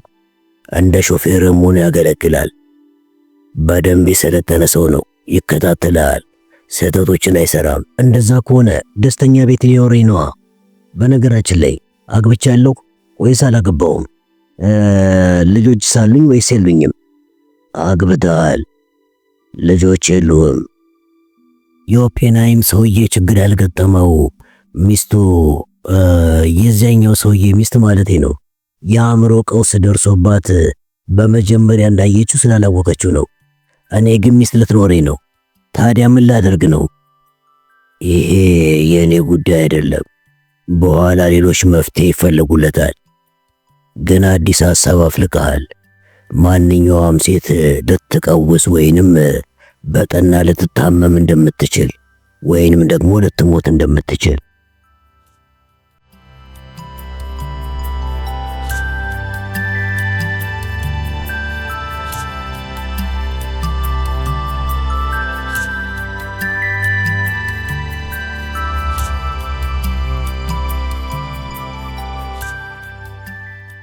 ከሳምንታት በኋላ ማርጆሪ ስትሮ እንደተለመደው ናንኪፖ የተባለ ድንክ ውሻዋን ከመኝታ በፊት ልታንሸራሽረው ይዛ ወጣች። ናንኪፖ ሁልጊዜም በረዶ ካልዘነበ በስተቀር ለሽርሽር ይወጣል። ከሽርሽር መልስ ልክ እንደ ሰለጠነ ድመት በአሸዋ በተሞላ ቆርቆሮ ላይ ይጸዳዳል። ሮጀር በደንብ የሰለጠነ ድመት ይሻለው ነበረ። ቢያንስ አይጮህበትም። ይህንኑ ሐሳቡን 2 ጊዜ ከተናገረ በኋላ ነበር የዝምታ ወርቅነት የገባው። ማርጆሪ በደፈናው ሮጀር ምን እያደረገ እንደሆነ አሰበች። እስካሁን ድረስ ከ3 ቀናት በፊት ከሜክሲኮ ከተማ ሆኖ አንድ ጊዜ ብቻ ደውሎላታል። ማለት ያለበትን ሁሉ ቢናገርም ቤቱ ናፈቀው ወይንም የአንደርሰንን ግብዣ ላይ ባለመገኘቱ ቅሬታ የተሰማው አልመሰላትም። ሌሎች ነገሮችን የሚያሰላስል ይመስል ነበረ። ታዲያ ምን አለበት? አዎ አሁንም አብሯት ቢሆን ግን ደስ ይላታል። አሁኑኑ እንደዚህ ብላ ብትነግረው ተመኘች። ግን አሁን ለዚህ ፈውስ አታገኝም። ናንኪፖ አየር ስለፈለገ እሱን እያናፈሰች ነው። ጊዜው በጣም መሽቷል። ትንሽ መጠጥም ቀማምሳለች። የጆርጅ ታውን ከተማ ነዋሪ በሙሉ አዳር ከሚሰሩት በስተቀር አልጋቸው ላይ ወጥተዋል፣ ወይም ቢያንስ ጎዳኖቹ ላይ አይታዩም። ይህም ቢሆን መኪና መጠንቀቅ አለባት። መንገድ ስታቋርጥ ውሻውን አንስታ ማቀፍ ይኖርባታል። ይህንኑ አደረገችና ለትንሹ አውሬ በፍቅር ያንሾካሾከችለት ወደ ጎዳናው ስትገባ ግራና ቀኝ ማየቱን ሙሉ በሙሉ ዘነጋችው።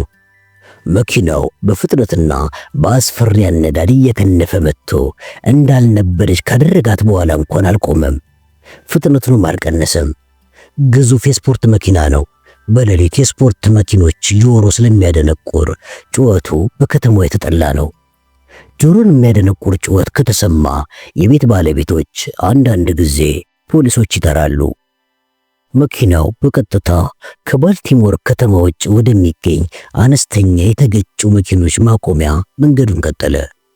እዚያ ሞተር ወርዶ በቀጣዩ ማለዳ ርቆ ወደ ባህር እንዲጣል መርከብ ላይ ተጫነ። የተቀረው አካሉ እየተቆረጠና እየወለቀ ሕግ ጠንቅቆ በሚያውቀው በዘይት በሚሰራ መደፍተጃ ተደፍጥጦ ወደ ብረት ማቅለጫ ፋብሪካ ተጭኖ ሄደ። ይህ ከሆነ ከጥቂት ጊዜ በኋላ ሾፌሩ አቅለሸለሸው።